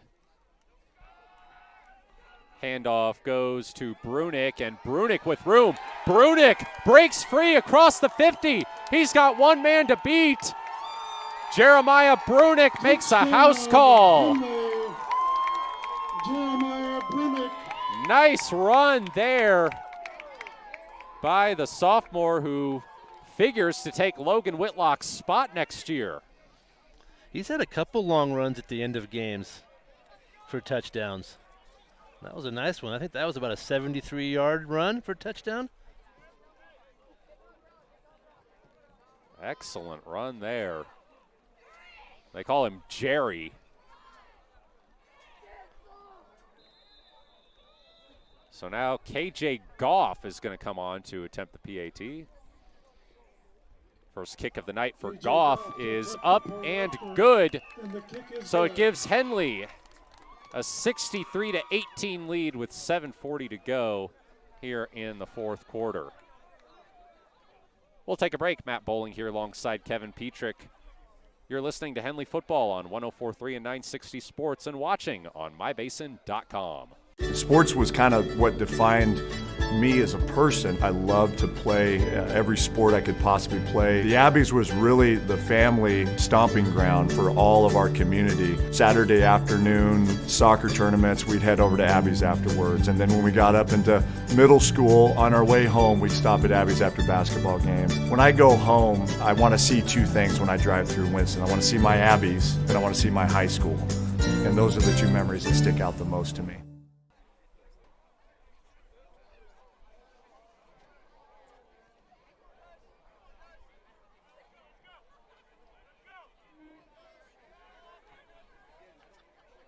Welcome back. Henley's backups getting some nice action as they have in most games this season. And Jeremiah Brunick, the backup running back, has certainly made the most of it with a 73-yard touchdown run that now gives Henley a 63-18 lead over Marshfield.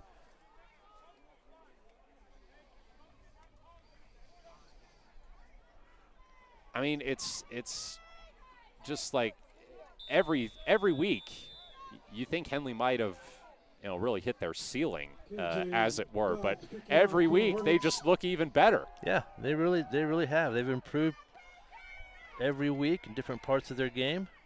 It's a short, high kickoff from KJ Goff that's fielded, returned from the 20 back up to the 34. So with 7:20 remaining and the running clock still in place, this could be the final drive of the game.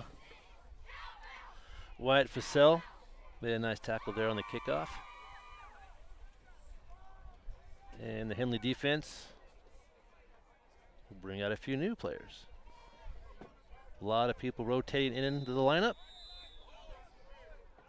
Man, this is a result that I don't think anybody was expecting on either side. I mean, this is a Marshfield team that just 2 years ago, beat Henley 42-7 on their way to an undefeated season and a state championship. And now the Pirates will call a timeout. We do have one more commercial to burn, so let's go ahead and do it. You're listening to Henley on 1 and 960 Sports and watching on mybasin.com. Thanks to Les Schwab tires, I'm a confident backseat driver, but Mom's a little stressed about spending. Remember, deep breaths and watch your speed. Even though we're watching our wallets, Les Schwab is still watching out for our safety. So it's right here. During the Les Schwab Founders Celebration Sale, save up to $150 instantly on select sets of 4 tires. Les Schwab tires, doing the right thing since 1952.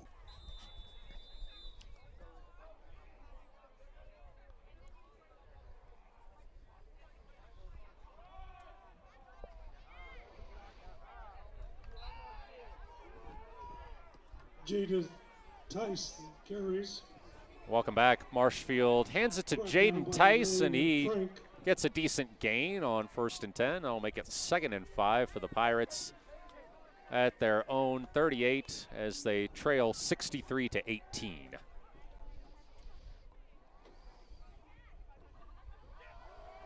Another handoff. A lot more difficult that time for Tice. Jaden Tice Picks up about 2. We'll call it 3rd and 3. Ronan Wright. Ronan Wright. Ronan Wright's a good tackler. Finds himself in the way of the ball carrier. Makes a good stop. 3rd down now for Marshfield.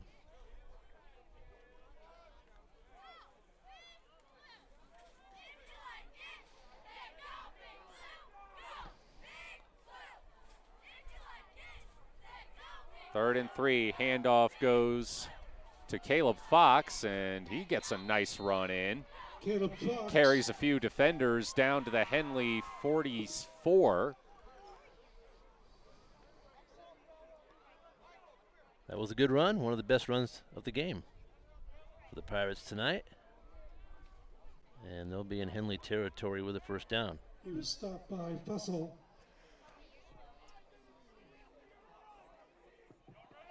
First down, Pirates. Trips right, one to the left.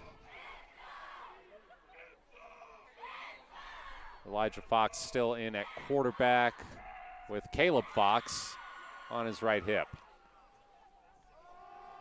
Caleb Fox gets the carry, gets spun around, and dropped after a gain of 4. Yeah, he kind of got pulled around. I thought it might have been a face mask, but might have got him on the shoulder pad. He definitely turned him sideways for a second, but he fell forward for a gain of about 4.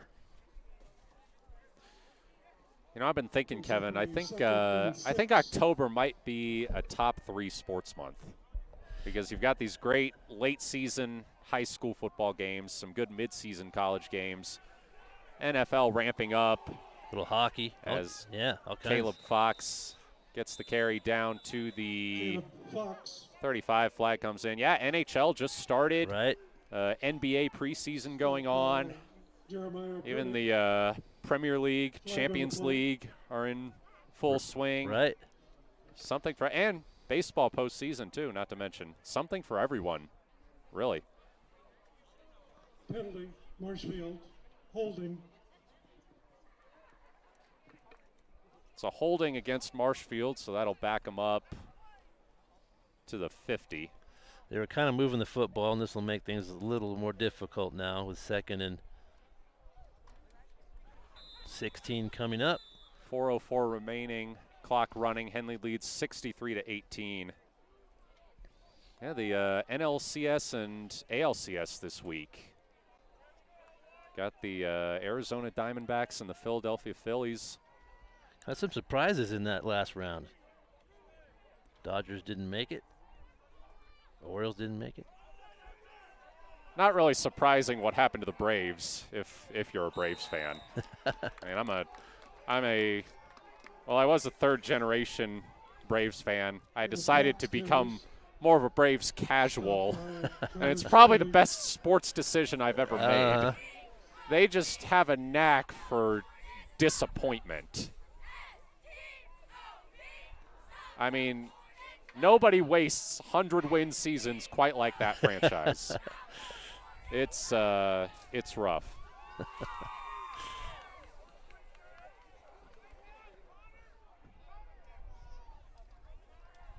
It's like the 90s all over again. Caleb Fox with a nice juke to free himself up for a good run down to the 34. That was a 3rd and long play, and I think he got enough for the first down. So they'll move the sticks for this Marshfield team. And we're approaching 2.5 minutes now left to go in the game. Henley with a huge lead.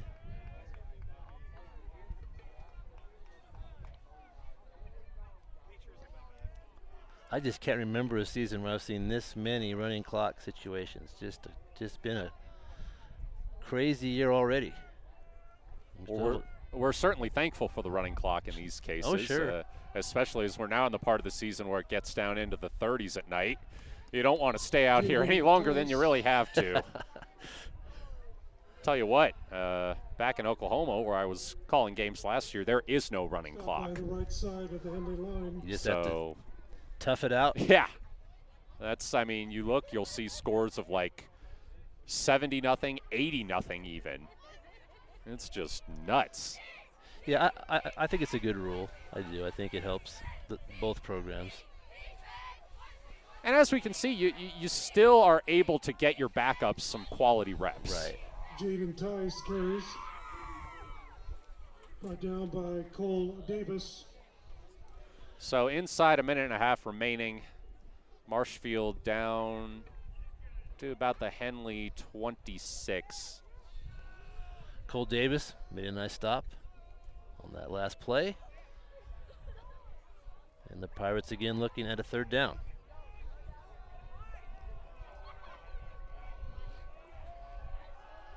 Handoff goes to Caleb Fox.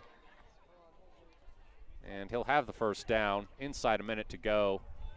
They might have time for another, maybe one more play with the clock running. Yep, they might get one or two. Fox carries. He was stopped by Patel.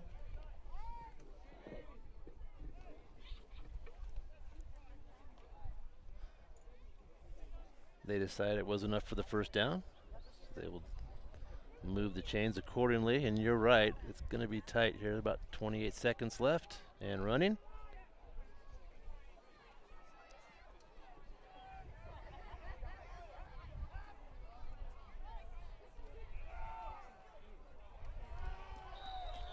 Fox gets the carry, gets nowhere, and that should about do it. Tackle by Cody Harper. Henley 63, Marshfield 18. Your final here at Hill O'Brien Field on the Hornets senior night. A massive statement for the #1 team in 4A, heading into a critical matchup with Mazama next week. 7 o'clock at Mazama. Henley High School thanks you for. We're going to take a break. Your post-game wrap-up is on the other side. Matt Bowling here alongside Kevin Petrik. You're listening to Henley Football on 104.3 and 960 Sports and watching on mybasin.com. Thanks to Les Schwab Tires, I'm a confident backseat driver, but Mom's a little stressed about spending. Remember, deep breaths and watch your speed. Even though we're watching our wallets, Les Schwab is still watching out for our safety. So turn here. During the Les Schwab Founders Celebration Sale, save up to $150 instantly on select sets of 4 tires. Les Schwab Tires, doing the right thing since 1952. Wait, all I do is wait. So lonely, I just sigh and moan. Seems like I've been waiting forever, wondering if you're coming home. I just saw your face, I know you're coming home. I swear there is no place that feels as good as home. And then I heard your voice, I know you're coming home. I know you're coming home. This is where unconditional love and immeasurable happiness reside. This is home. Coltwell Banker, where home begins.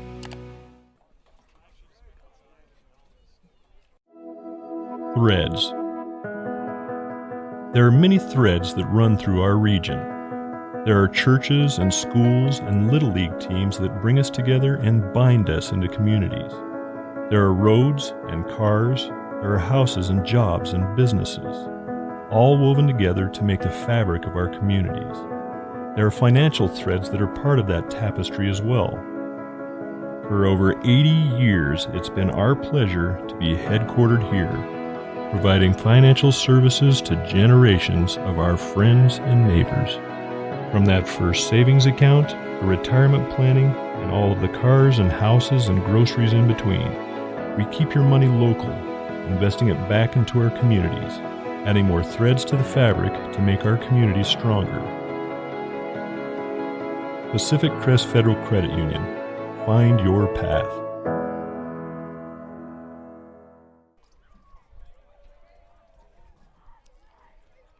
Comfortable and not corporate. At Clown Falls Subaru, we built our business on that simple promise. Well, that and some of the best people you're ever going to meet. Hi, I'm Rob Cedar, General Manager at Clown Falls Subaru. Our 62 employees make it easy for us to live up to our comfortable, not corporate philosophy. Friendly faces, easy answers, straight talk, fairness, and exceptional service. These are the things you expect. These are the things that all of our people deliver. Our management team, sales pros, certified service and body shop techs, lot attendants, and detail experts are all 100% focused on you. Local people putting their friends and neighbors first. At Clown Falls Subaru, That's the only way we do business. It's comfortable, not corporate. Our team members also spend hundreds of hours each year supporting local charities and events through the Subaru Love Promise. That's the kind of people they are. We're very proud of them. They're your friends, they're your neighbors, they're glad to know you, and they want you to be glad to know them too. I'm Rob, and this is what makes us comfortable, not corporate. Yeah, not only does Henley play really, really good football, they don't make many mistakes. Very few mistakes tonight. It bobbled the ball a couple of times, but never gave it away. And I think they had maybe one or two penalties from that first group. So just a well-disciplined team, good execution, and they just ran away with it tonight, for sure. Kevin, you were in charge of our stats tonight. What do you got? We have a lot of stats. With Logan Whitlock responsible for 5 rushing touchdowns tonight. He had 3 in the first quarter. There was one more touchdown in the first quarter. It was Bryson Montag with a pick 6, 21-yard interception return. After one, it was 27-0. Had a couple other takeaways tonight. Wyatt Fussell with an interception, also Kyle Nichols. And then remainder of the scoring, Joe Gianni had 2 touchdown passes to Luke Bennett. Both were to Luke tonight. He had a 50-yarder, and I believe the other one was a 28-yarder.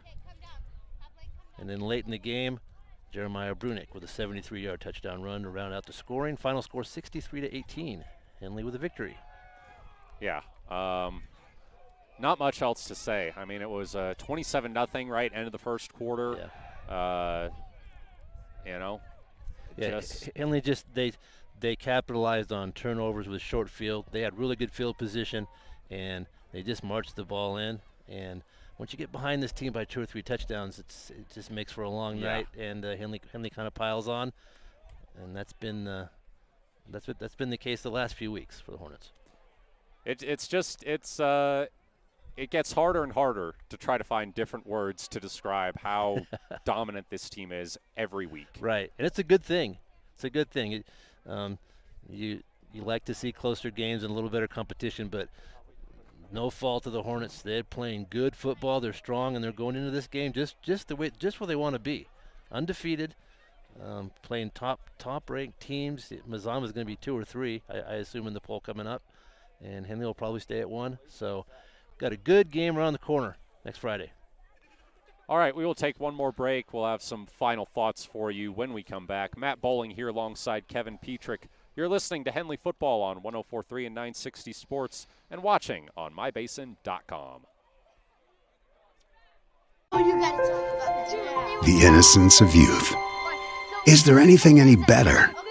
But soon they'll be in high school and facing all the same challenges you faced. How to make friends, how to fit in, how to be cool. We want our children to have everything they'll need to live fulfilling and productive lives. Make sure the kids in your family are among the more than 120,000 participants here in Oregon who take part in high school sports or activities.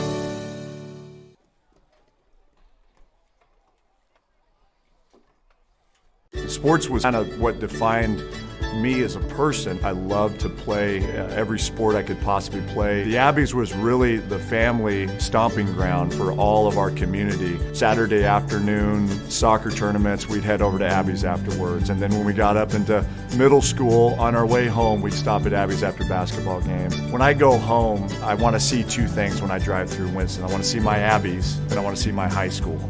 And those are the 2 memories that stick out the most to me. Thanks to Les Schwab Tires, I'm a confident backseat driver, but Mom's a little stressed about spending. Remember, deep breaths and watch your speed. Even though we're watching our wallets, Les Schwab is still watching out for our safety. So turn here. During the Les Schwab Founders Celebration Sale, save up to $150 instantly on select sets of 4 tires. Les Schwab Tires, doing the right thing since 1952. What rhymes with great? Participate. Where does greatness start? Here, in the classroom. On the stage. In the pool. On the field. Where will your greatness take you? To better grades. To more friends. Yeah! Be great.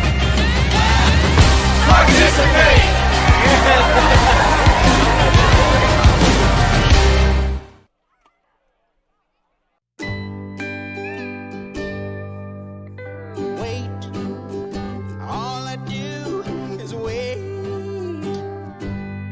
So lonely, I just sigh and moan. Seems like I've been waiting forever, wondering if you're coming home. I just saw your face. I know you're coming home. I swear there is no place that feels as good as home. And then I heard your voice. I know you're coming home. I know you're coming home. This is where unconditional love and immeasurable happiness reside. This is home. Coltwell Banker, where home begins. Wait. All I do is wait. So lonely, I just sigh and moan. Seems like I've been waiting forever, wondering if you're coming home. I just saw your face. I know you're coming home. I swear there is no place that feels as good as home. And then I heard your voice. I know you're coming home. I know you're coming home. This is where unconditional love and immeasurable happiness reside. This is home. Coltwell Banker, where home begins. Islanders, since the season began, heading to Mazama next week. I tell you, I covered the Canal Bowl for mybasin.com last night. Mazama hosting Klamath Union, and Mazama looked very good. They ran their offense well. They didn't have very many slip-ups. So this, I have a hard time believing that next week's matchup won't live up to its billing. Yeah, I agree. Both teams very good, experienced, made playoff runs the last couple of years. It's definitely going to be a good game. I think as far as away games go for Henley, I think this Henley team, they do well on turf because of their speed. I don't think it's a big disadvantage for them to play on turf as opposed to grass here at home. So I think that'll be fine. They played 2 playoff games last year and did well on turf too. So I think we'll see a lot of people. The community will be out, and it's always a high intensity and definitely a fun atmosphere. So I'm looking forward to it. Any final thoughts on tonight? I mean, I think we've said about all there is to be said. No, I'm interested to see. It's the same question every week. If you're a coach, what do you do? What do you draw up to try to stop this running game from Henley? And we'll see what Coach Lease does next week. I'm very interested to see how they handle that. For my part, I am going to go try to track down some Henley players and Coach Stork to get some interviews. I'm going to post those to our 960 Sports Facebook page, so be on the lookout for those. But, yeah, that's about it. We appreciate those of you who stuck around throughout this game. We know these games can kind of get a little boring to watch once they get into the 40-point margins, but we're glad to be able to bring them to you, and we hope you enjoy watching them as much as we do putting them on. So for my partner, excuse me, this cold air's getting to me. For my partner Kevin Petrik and our cameraman Christian Shira, I am Matt Bowling saying good night from Hill O'Brien Field. Henley 63, Marshfield 18, the final. You've been listening to Hornets football on 104.3 and 960 Sports and watching on mybasin.com.